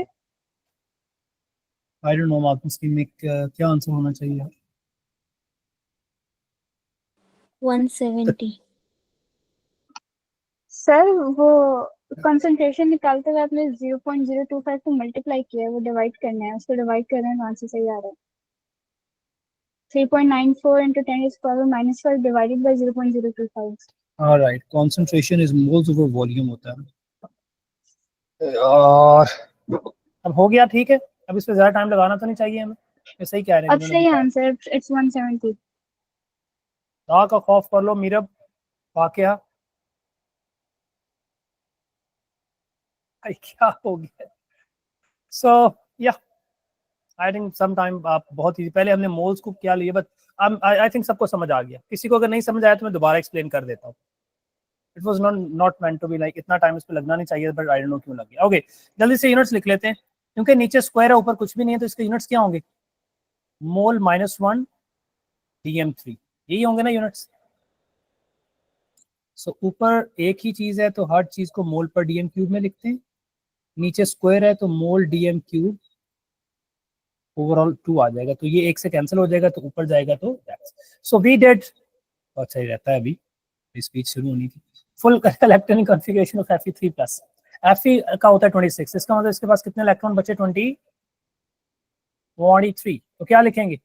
1s2 2s2 2p6 3s2 3p6 कितने हो गए? 18 के बाद क्या लिखेंगे? 4s2 एंड 3d3, यही बनेगा। यस, बनाए ना जरा सब लोग SCN नेगेटिव का, SCN negative. Everyone giving you 1 minute. इस पर last thing of today's class, शाबाश। देखो सल्फर ग्रुप 6 में, तो इसके आउटर शेल में कितने इलेक्ट्रॉन्स होने चाहिए? 6 इलेक्ट्रॉन्स। कार्बन ग्रुप 4 में, इसके आउटर शेल में 4 होने चाहिए। नाइट्रोजन ग्रुप 5 में इसके पास 5 होने चाहिए। अब हमने कुछ ऐसा गेम करनी है कि सबके 8 पूरे हो जाए। कैसे 8 पूरे होंगे? So let's start with nitrogen. Nitrogen normally करता है शेयर 2 इलेक्ट्रॉन, बट ओवरऑल इसका इन सबके पास एक एक्स्ट्रा इलेक्ट्रॉन भी होना चाहिए। That's what we need to take care of. Okay, so nitrogen has 5 electron in the valence shell. Normally ये 3 share करता है, सो हम इसको कर देते हैं इधर, ये इसकी इसी के साथ दोस्ती है तो हम इसके 3 शेयर कर देते हैं। कार्बन नॉर्मली 4 ही शेयर करता है, राइट? सो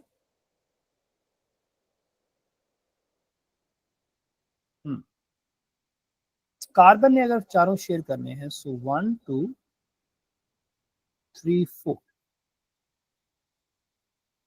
नाइट्रोजन के 3 5 और 7, एक यहाँ पे और आएगा, लेकिन वो एक कैसे है?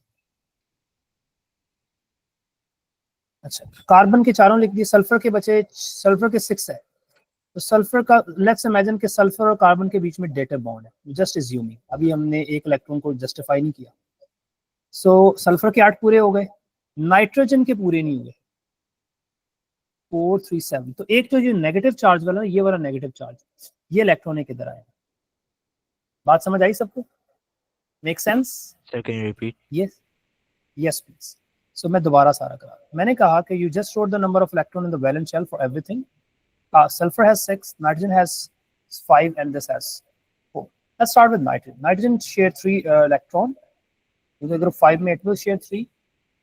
Now carbon has 4, carbon ने 2 इधर share किए, carbon share 2 of its electron here. Sulfur has 6, तो sulfur ने कोई भी share नहीं किया क्योंकि dative bond assume किया हमने, उसके अलावा कोई possibility नहीं बन सकती. And then the only, now sulfur has 8, it's stable. The only problem is with this carbon and this nitrogen. Both has one less electron. Both has one less electron even in the bonded form. Look. So they have 5 here and 2 here, 7. And carbon का भी यही same scene है. But we have a negative charge on the top, which refers that it has gained 1 electron. वो gain वाला कहाँ डालेंगे? यहीं डालेंगे. दोनों के 8 पूरे हो गए. Yes, you can check from the marking scheme. It's an important 2 mark. Next organic. Kal inshallah we will do another session at 7:15 or 30. Tomorrow we will target entire organic with analytical techniques. So I want everyone to solve as many past paper questions as you can from physical and inorganic. I just sent the notes from inorganic in the group. I'm sure, yes, inshallah. I'm sure you did.